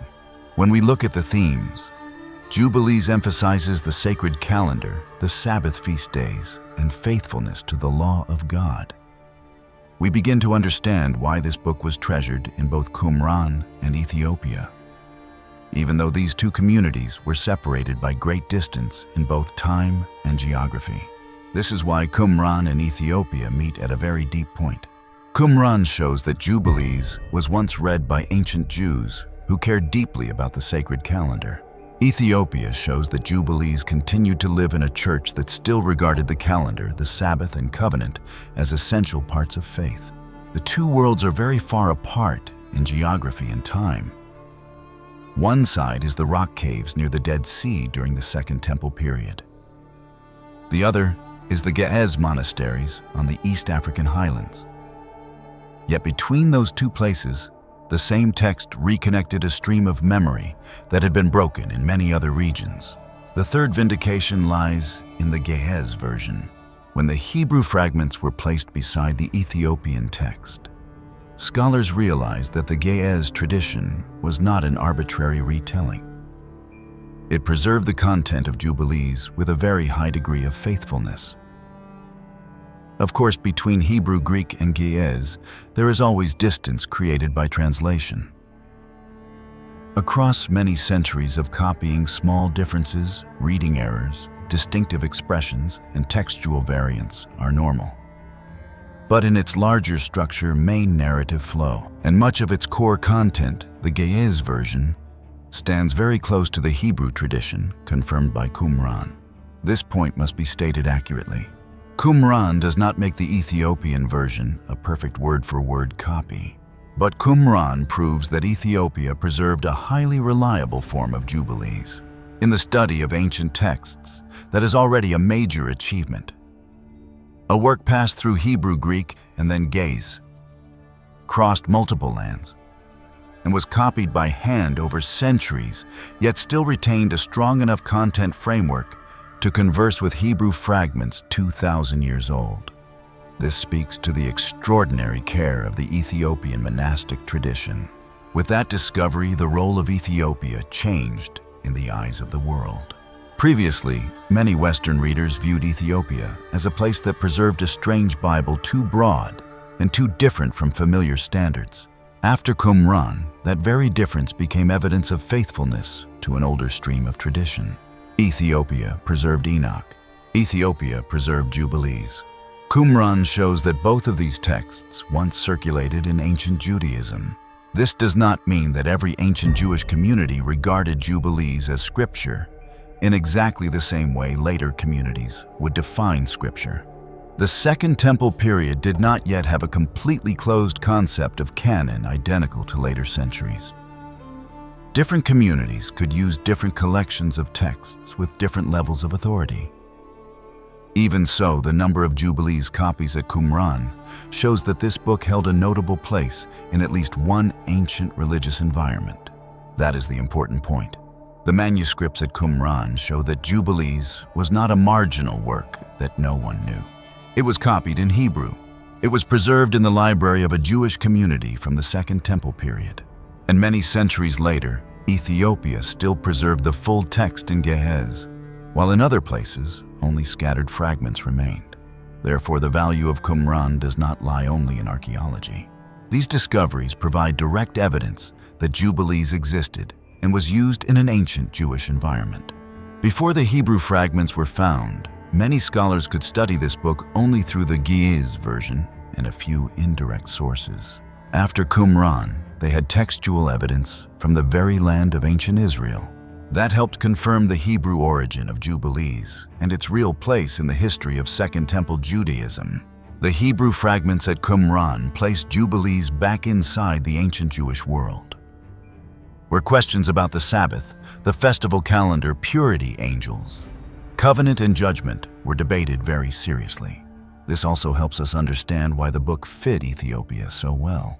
If Jubilees was once important to an ancient Jewish community that lived by its own calendar and highly valued holiness, then it is no longer strange that it continued to have a place in an Ethiopian church that preserved the Sabbath dietary discipline, the Tabot Ge'ez, and ancient Israelite memory. These two traditions are not exactly the same, but they share a powerful instinct.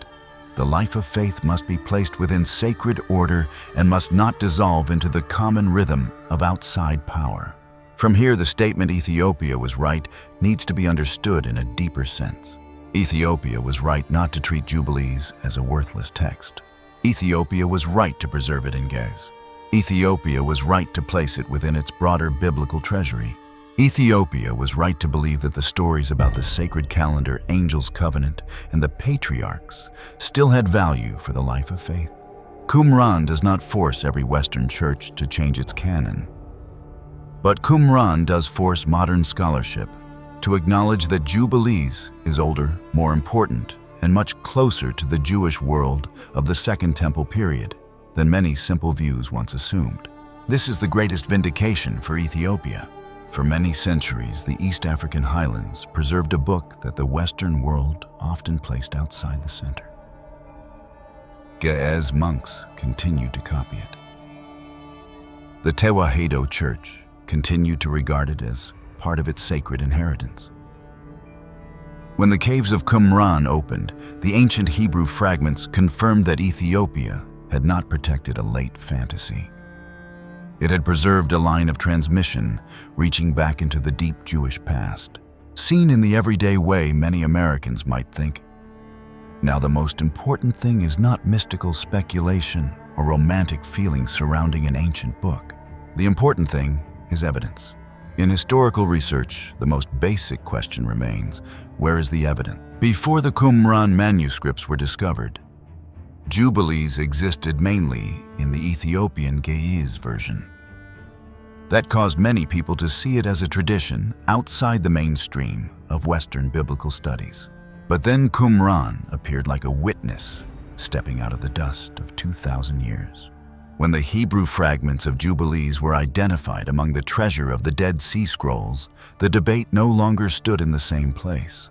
Before that, many people could see Jubilees as a book that survived only in Ethiopian memory, a work preserved on the edge of the Christian world, and therefore more easily doubted. But the Hebrew fragments changed the entire context. Suddenly, Jubilees was no longer only a Ge'ez text handed down through Ethiopian monasteries. It became a work present in the ancient Jewish world, a work once hand-copied in Hebrew, a work once read by communities living almost 2 millennia closer than we do to the time of Jesus. That is why many modern scholars had to re-examine assumptions that had existed for a very long time, not because anyone wanted to prove that Ethiopia was right and the West was wrong, and not because one archaeological discovery can automatically settle every theological debate. The issue is that new evidence had appeared. And when new evidence appears, history opens deeper and fuller ways of reading. That is very important in historical research. Archaeologists do not rely on guesses or legends. They rely on evidence that can be found examined and compared. History develops together with new discoveries. A conclusion repeated for hundreds of years can always be expanded and enriched when new data reveals a wider picture. Qumran is exactly such a case.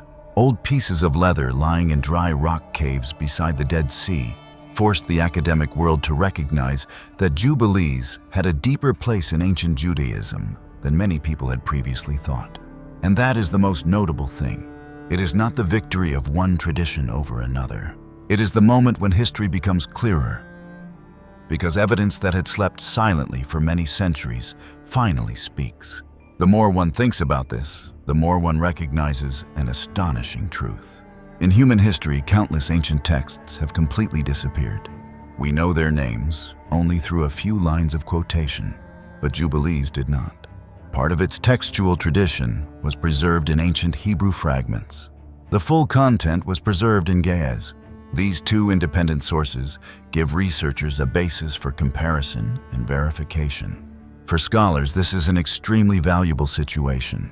It allows them to assess the reliability of the transmission process across many centuries instead of relying only on speculation.